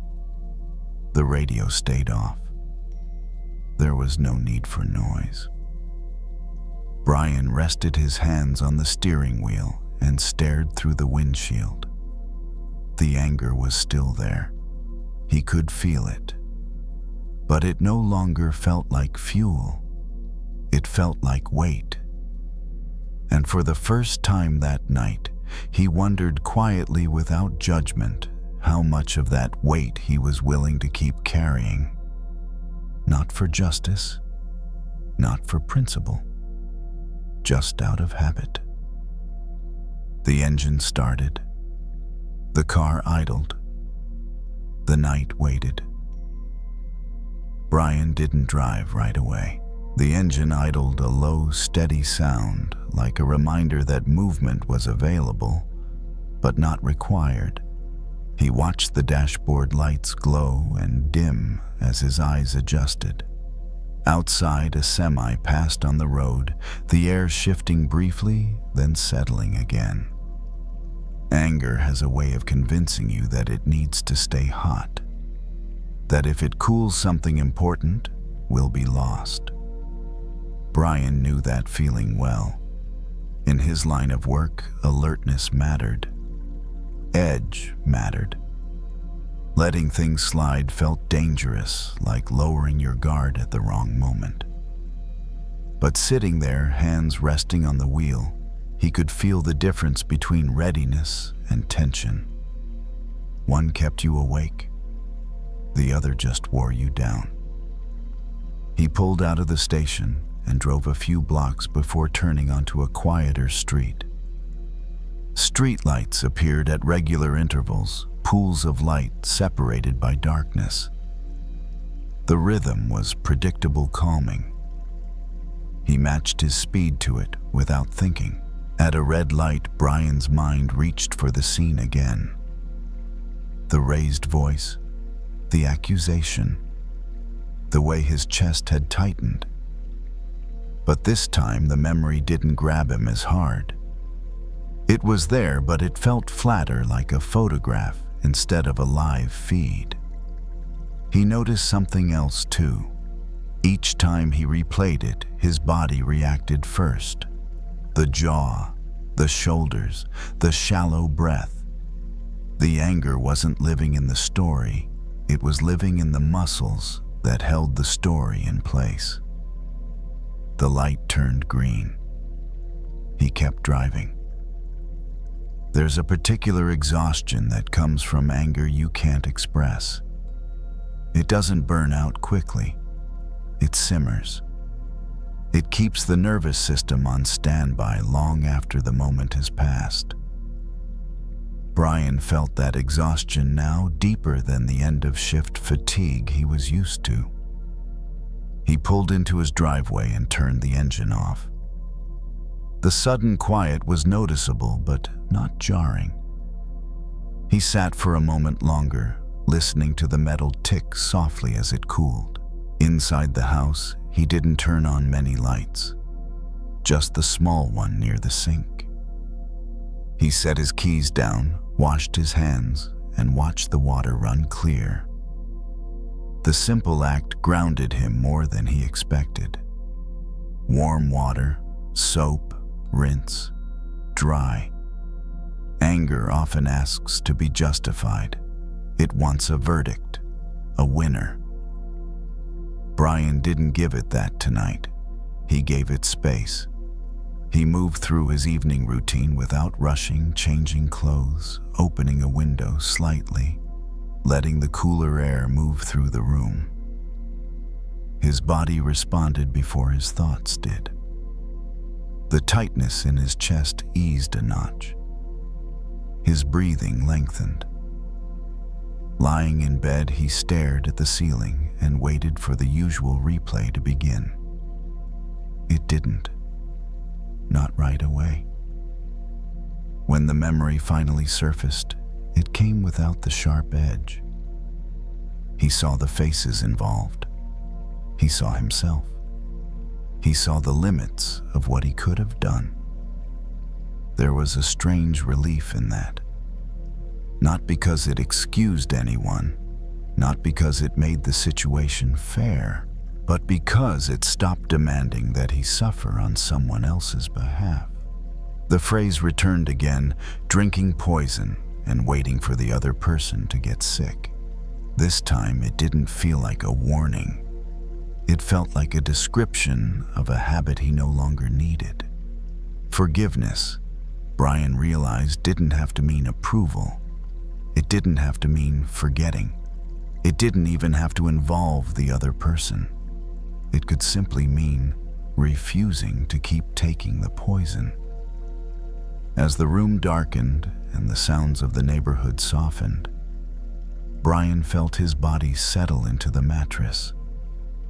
The anger hadn't vanished. It might return tomorrow or the next day or the next difficult call. But tonight, it wasn't in charge. His breath slowed. His thoughts lost their urgency. The mind, no longer fed by heat, began to cool on its own. Somewhere between one breath and the next, the day loosened its grip, and the body, no longer carrying something toxic, was finally allowed to rest. Sometimes anxiety doesn't arrive like a storm. It comes much more quietly, like a string that's been pulled tight all day long. By evening, it doesn't snap. It doesn't make a sound. It just vibrates faintly inside, just enough to keep you from fully resting. You're not panicking. You still do everything you're supposed to do. But when the day is over, when the house is quiet, when no one needs anything from you anymore, that string still hasn't loosened. Susan knows that feeling well. She's 49, a mid-level manager at a large company, the kind of person whose calendar is full a week in advance. That evening, she's sitting alone at the kitchen table. The overhead light is off. Only a small lamp casts a soft glow onto the wooden surface.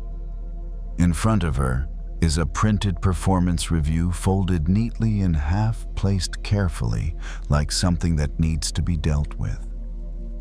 Beside it sits a cup of tea that went cold a while ago. In the quiet kitchen, the wall clock sounds louder than usual. Tick, tock.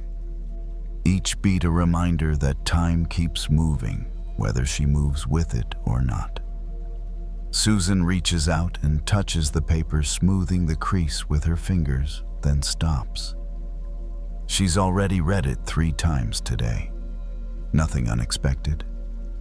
A few compliments. A few bullet points for improvement. The kind of language she could almost predict before reading it. And yet, her chest still feels tight. Not because she's afraid of losing her job. Not because anyone blamed her. Just that familiar sense of not being enough. Not good enough. Not fast enough. Not careful enough. As if there's an invisible force constantly pulling the string inside her a little tighter, just in case it can still hold. Susan lifts the cup and takes a small sip, then sets it back down when she realizes it's cold.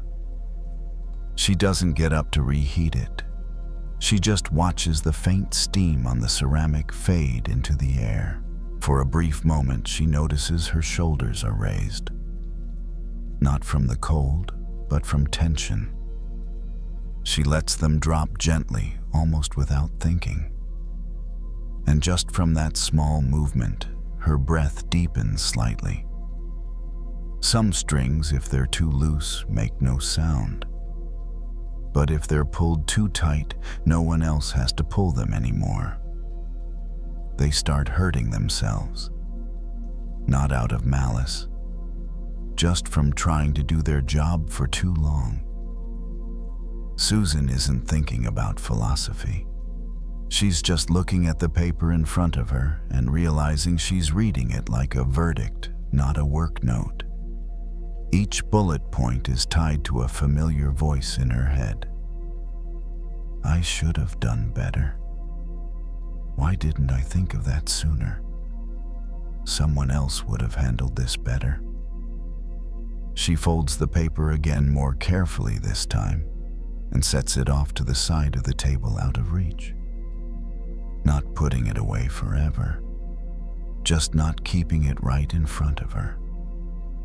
That small action creates a strange kind of space, like setting down something heavy and realizing you've been carrying it longer than you thought. Susan leans back in her chair. The wooden back is firm, not comfortable, but solid enough to support her. She closes her eyes for a moment, then opens them again.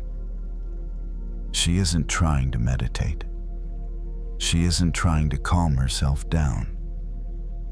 She's just sitting there in her familiar kitchen under the warm light, with the clock still ticking at its steady, unhurried pace.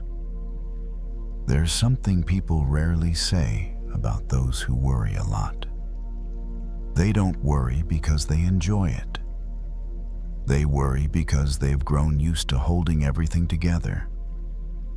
And when they loosen their grip even a little, it feels like they're doing something wrong. As if the moment they stop holding on, everything will fall apart. Susan opens a drawer and takes out a pen, turning it slowly between her fingers. The soft sound of plastic brushing against itself barely registers. She thinks about tomorrow, the meeting, the tasks, the things that could happen. And then unexpectedly, she realizes she doesn't need to solve all of it right now. Not because it doesn't matter, but because this moment isn't meant for pulling the string any tighter. She sets the pen down. Both hands rest on the table, feeling the cool surface beneath her palms. One breath comes in. One breath goes out. Not much deeper than usual. Just slower, as if her body is quietly finding its way back to balance. Not too tight, not giving up. If you're listening to this and recognize yourself in the habit of holding everything too tightly, that's okay. You don't need to completely let go. You only need to stop pulling a little more, just enough to let the string loosen so it doesn't hurt you anymore. Susan stands, turns off the kitchen light, and leaves the room in dimness. The folded paper is still there. It hasn't disappeared. It will still be there tomorrow. But tonight she doesn't need to tense herself around it, and maybe just that alone is enough for one night. After turning off the kitchen light, Susan doesn't go straight to bed. She pauses for a moment in the hallway where the light from the living room spills out just enough that she doesn't need to turn on another lamp. It's not because there's more to do. Her body just isn't in a hurry. When you're used to living in a constant rhythm of getting things done, standing still for a few seconds can feel strangely unfamiliar. She walks slowly into the living room. On the bookshelf are books she read a long time ago, their spines slightly worn. Susan reaches out and touches one at random. She doesn't pull it out. She just lets her fingertips rest on the cover. There were times she believed she always needed to read more, learn more, improve more. But tonight that sense of lack isn't there. There's only a feeling of enough for now. She sits down on the sofa. She doesn't adjust the cushions. She doesn't search for the perfect position. She just sits the way her body wants to sit. One foot on the floor, the other loosely bent. Her shoulders rest against the back of the couch. A long exhale slips out. Not on purpose, just because there's no longer a reason to hold it in. The string inside her, the one that's been pulled tight all day, doesn't suddenly loosen all at once.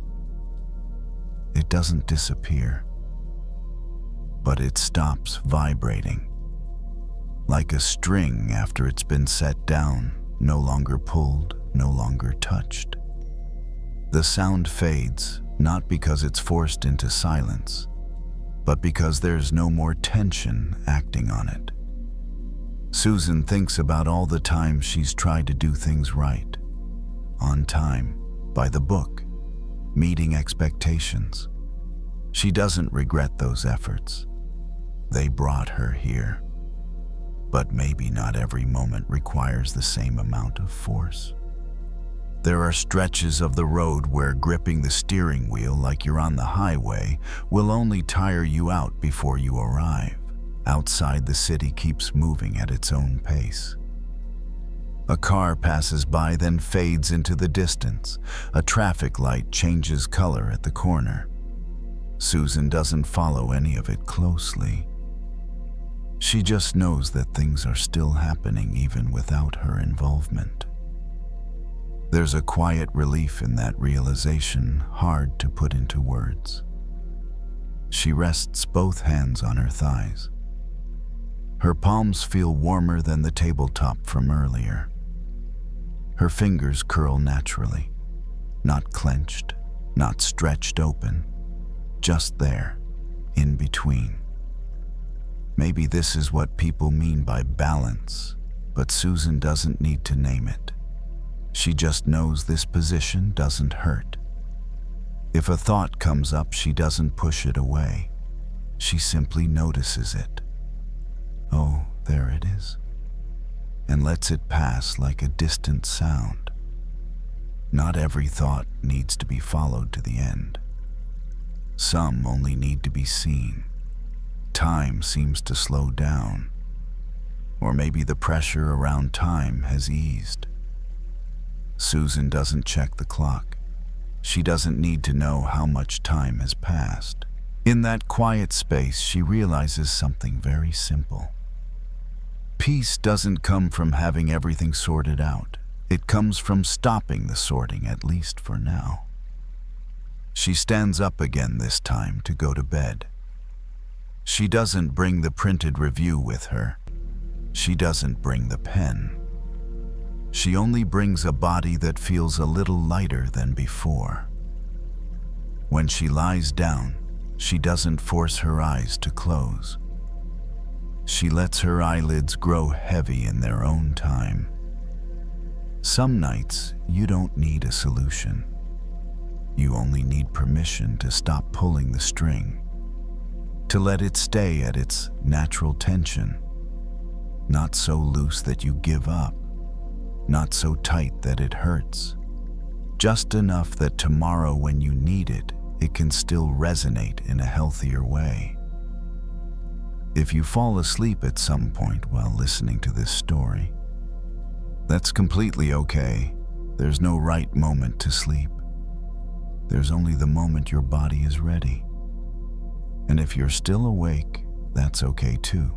You're in a space that doesn't demand anything from you. No pressure, no urgency, no grading. Just one more breath, in and out. As light as setting down something you've been holding all day. The night doesn't need you to be perfect. It only needs you to stop bracing. Listen for a little while, and then let yourself sleep.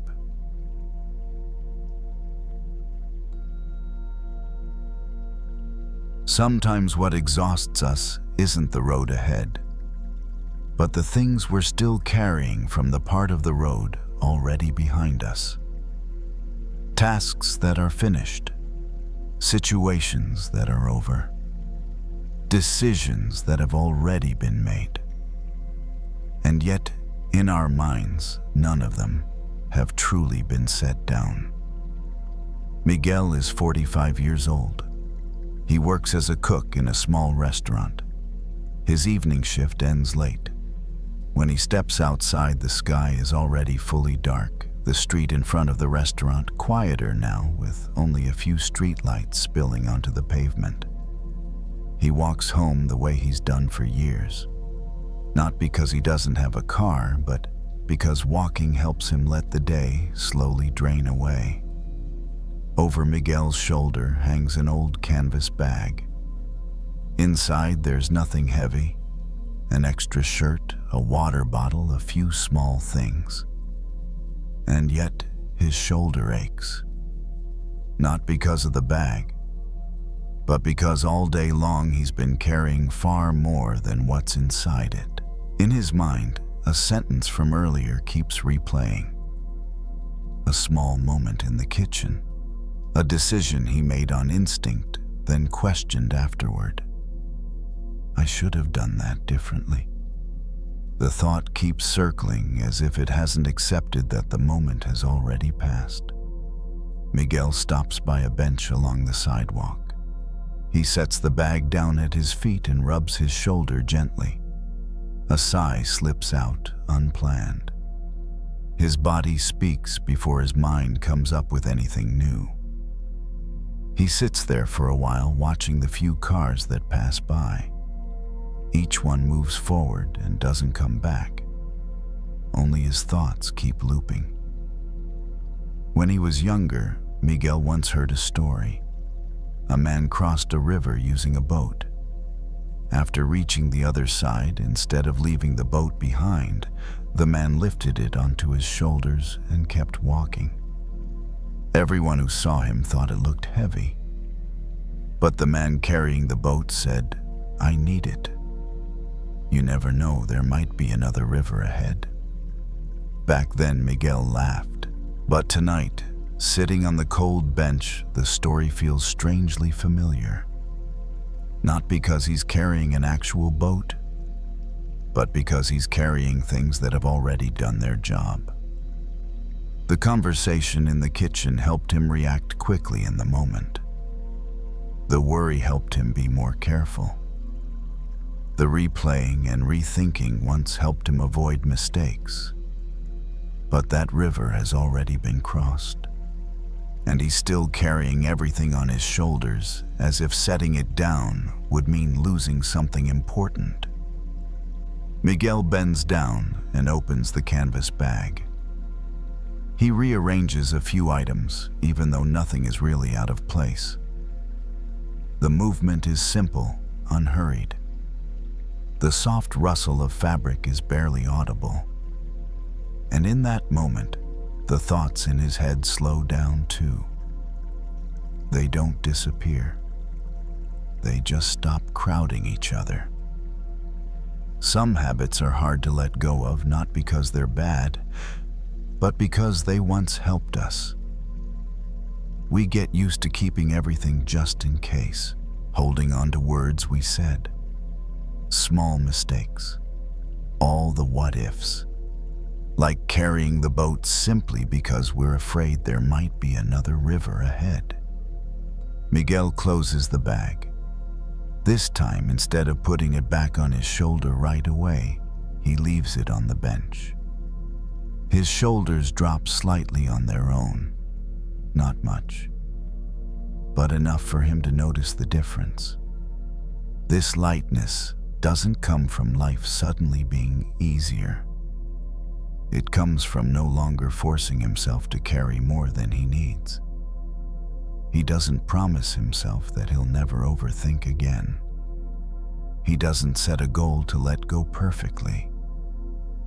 He just notices that maybe he doesn't need to carry everything right now.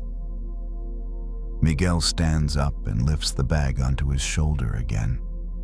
But this time he adjusts the strap so it sits more comfortably. Not too tight, not too loose, just enough to keep moving.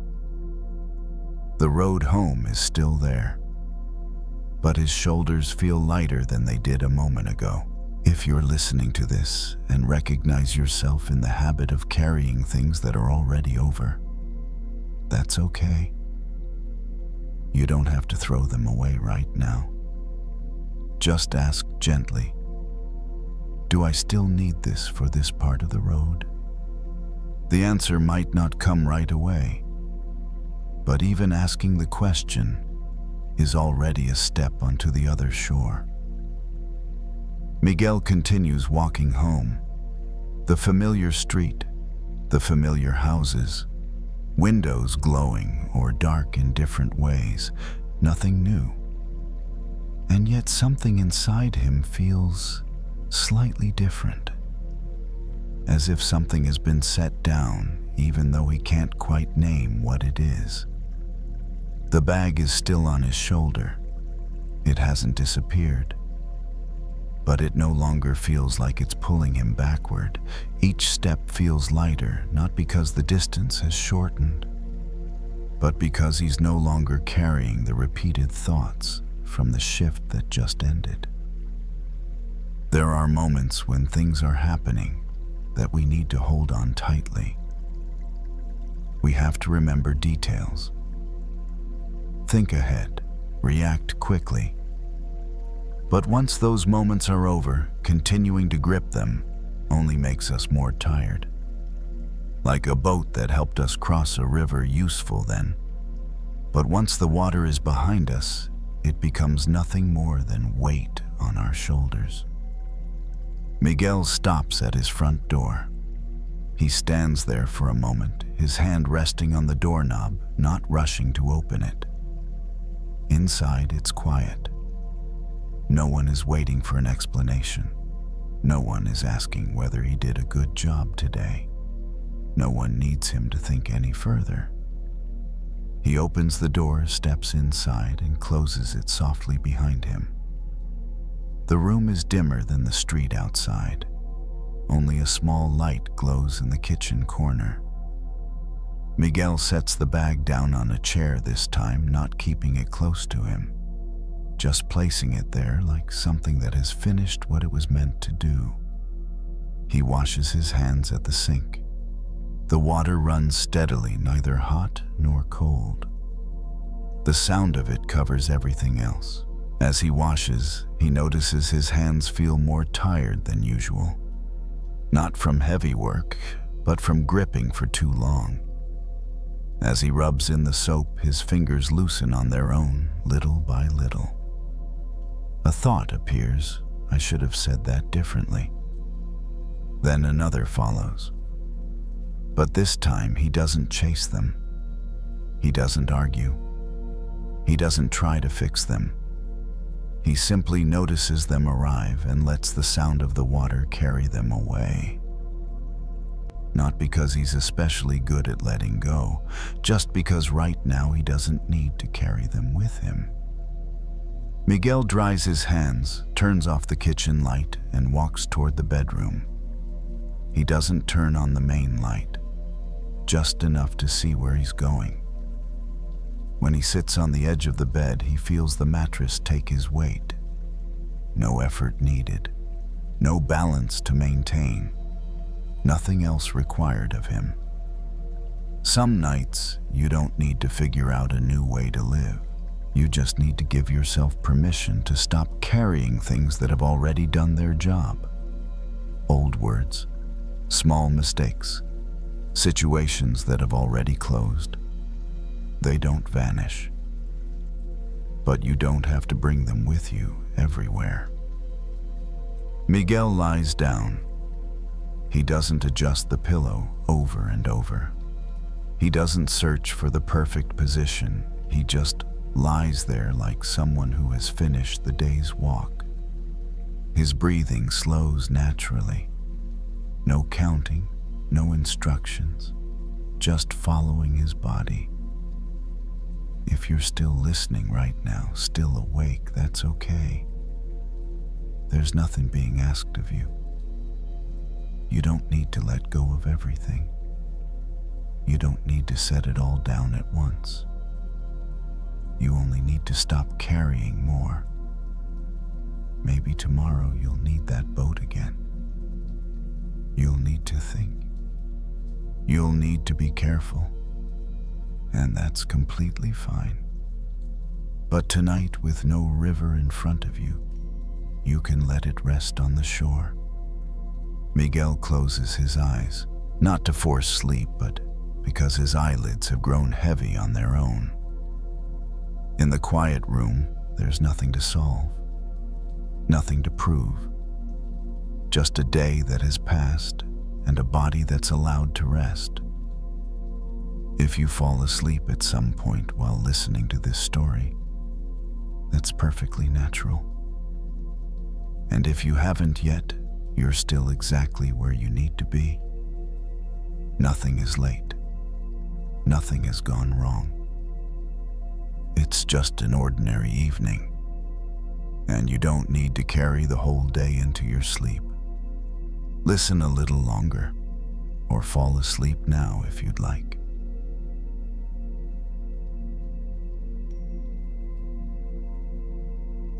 Some thoughts start out very small. So small that if you're not paying attention, you might not even notice when they first appear. But if you keep holding them, keep turning them over in your mind, they begin to grow. Not because they're true, but because you've given them too much time and attention. Priya is 28 years old. She works as a data analyst. Her job revolves around numbers, charts, streams of information constantly moving across a screen. That evening, she's sitting on her usual train ride home. The city slides past the window lights, stretching into long streaks. She's wearing noise-canceling headphones, but no music is playing. She just wants things to be a little quieter. In Priya's hand is her phone. The screen is off, but her mind isn't.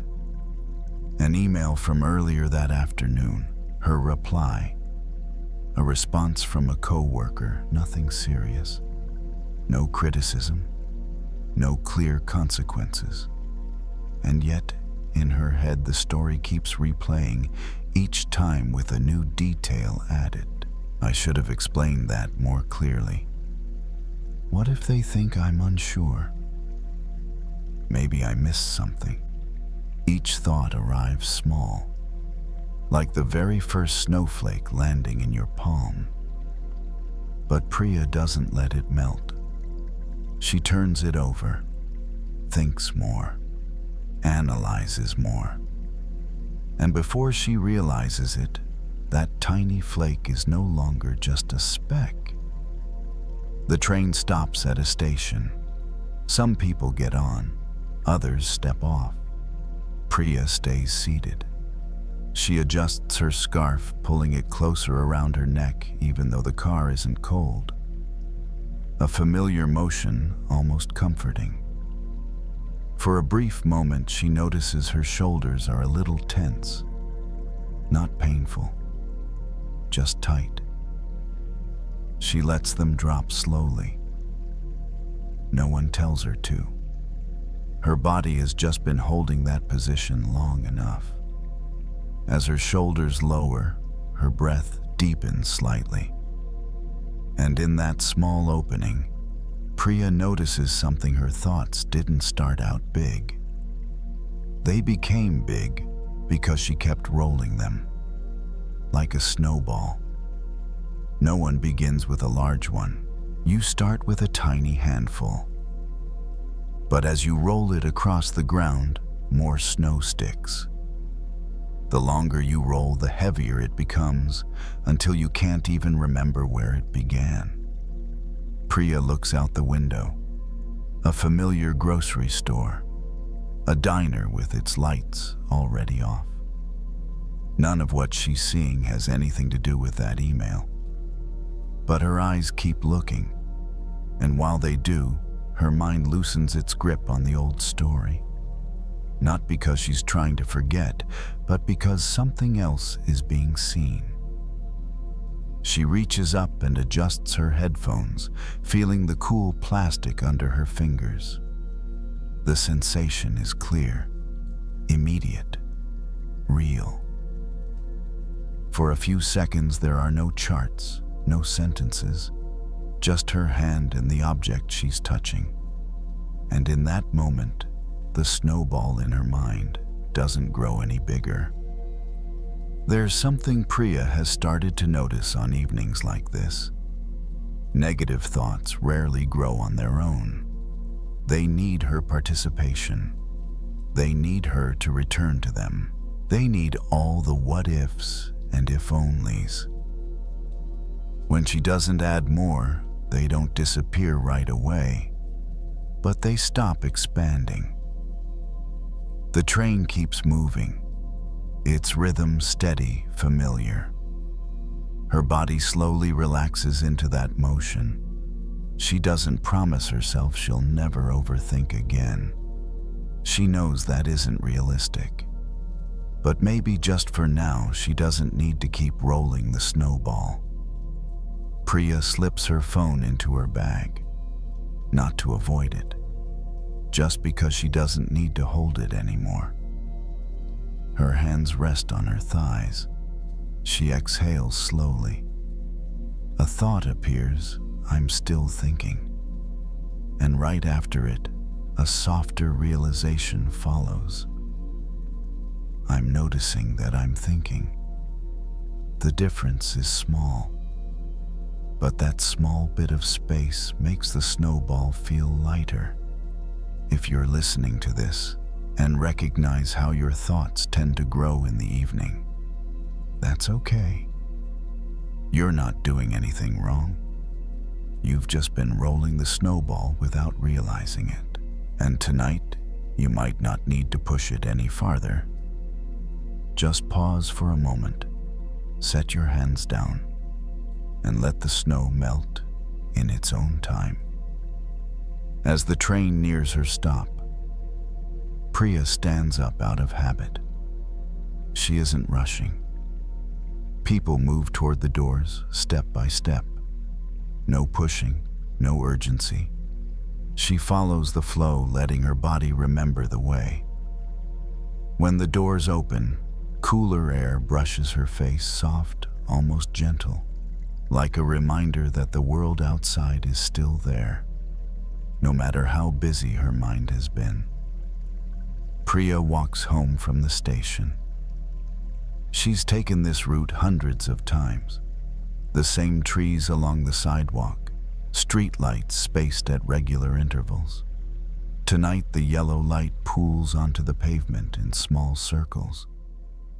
She moves from one patch of light to the next, not paying attention to whether she's walking fast or slow, just letting her steps find their own rhythm. The snowball in her mind is still there. It hasn't melted completely. The questions from earlier haven't disappeared. But as she walks, they stop growing. There's no new ground for them to pick up more snow. Just steady footsteps and breath moving in and out with that rhythm. Priya pauses at a familiar corner. A small shop is still open, its inside lights brighter than the street. She stands there for a moment, looking through the window. The shopkeeper is quietly restocking shelves, unhurried, in no rush to finish. The scene has nothing to do with her thoughts, but it's real enough to gently pull her attention away from the story in her head. Sometimes negative thoughts don't need to be defeated. They just need to be brought into the light. Like snow, when it stays in the shade, it can hold its shape for a long time. But when sunlight touches it, no one has to break it apart. It melts on its own, little by little. Priya keeps walking. When she reaches her apartment, she doesn't turn on the main lights. She lets the soft glow from the living room guide her in. She hangs up her coat, takes off her scarf, sets her bag down. Each small action feels like setting down another piece of the day. In the kitchen, she pours herself a glass of water. No ice, not too cold. The water touches her throat, cool enough to notice. She stands there taking small sips. For a few seconds, no thought continues.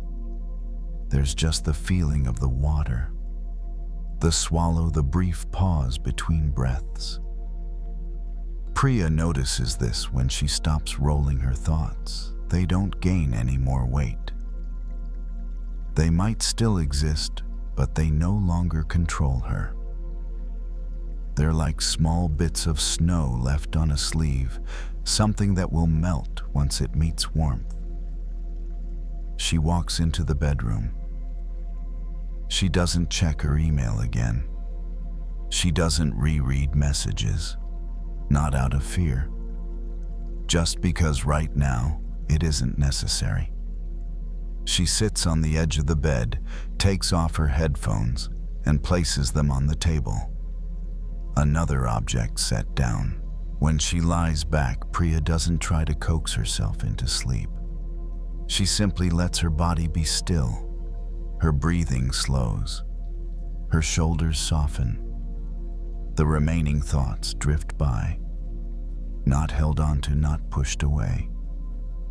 They come and they go, like thin clouds passing through the sky.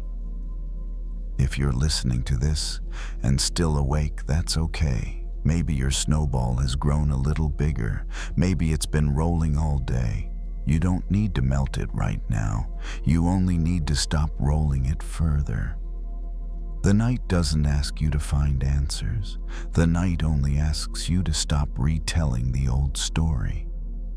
If you fall asleep at some point, that's natural. If you don't, you're still in a safe place. Just a little warmth, a little light, and the snow will know how to melt on its own. Listen a little longer, or let sleep come whenever it's ready. The stories are done. The lessons are learned. There is nothing left to do. If you found peace in this sanctuary tonight, you can return here whenever you wish. We will keep the fire lit for you. If you wish to support this channel, you may leave a gentle like or subscribe, so we can find each other again in the vast ocean of the internet. But now, as we move into the final space of rest, let's plant seeds of peace deep into your subconscious. Let go, drift, and let these truths become your own. My thoughts are settling like sediment in a glass of still water.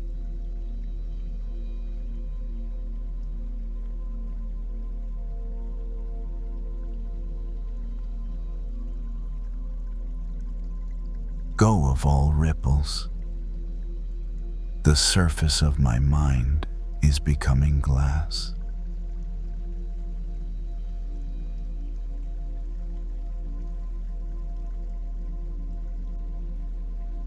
Like a river flows to the ocean, my worries flow away from me.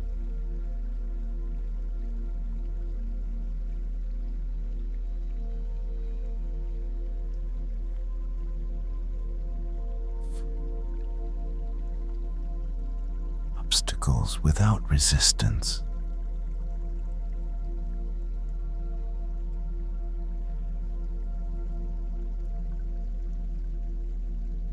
The waters of sleep are washing over my tired eyes.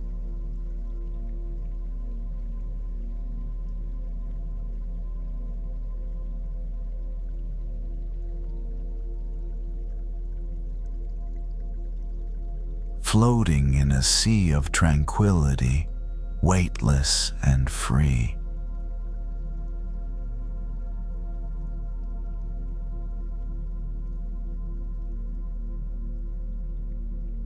Breath is like the tide, flowing in and flowing out.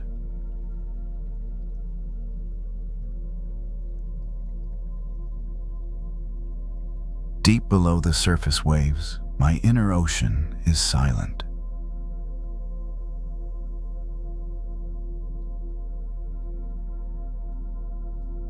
I release the day just as a leaf drifts down a stream.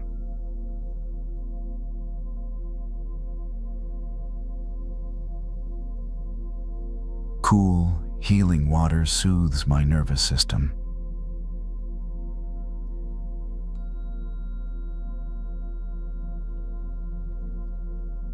merging into the velvet depths of rest.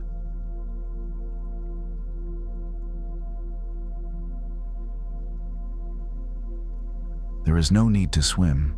I simply float.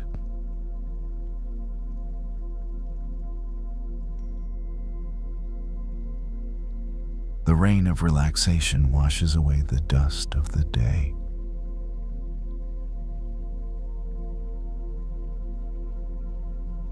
The rain of relaxation washes away the dust of the day.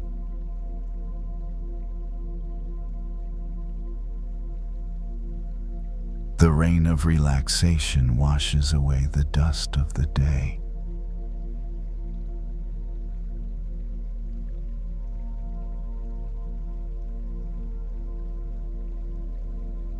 Clear, transparent, and still.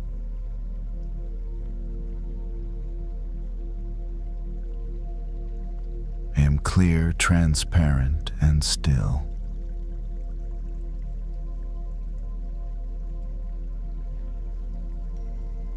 Transparent and still.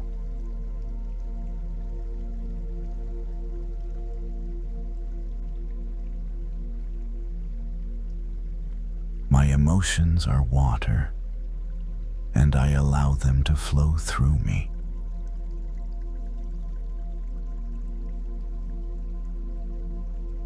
My emotions are water, and I allow them to flow through me.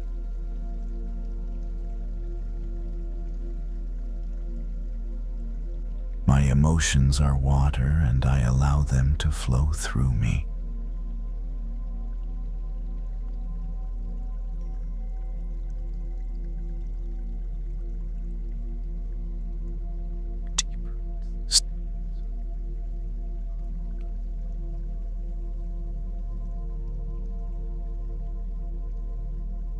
I sink deeper into the stillness of the underwater world.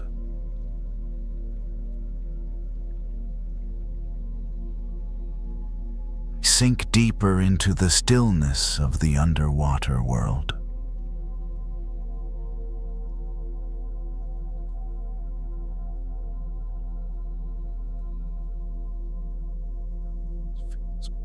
Water fills a cup.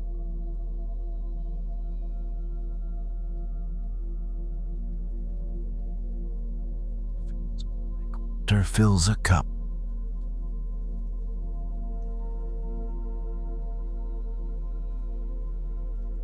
Fills me like water fills a cup.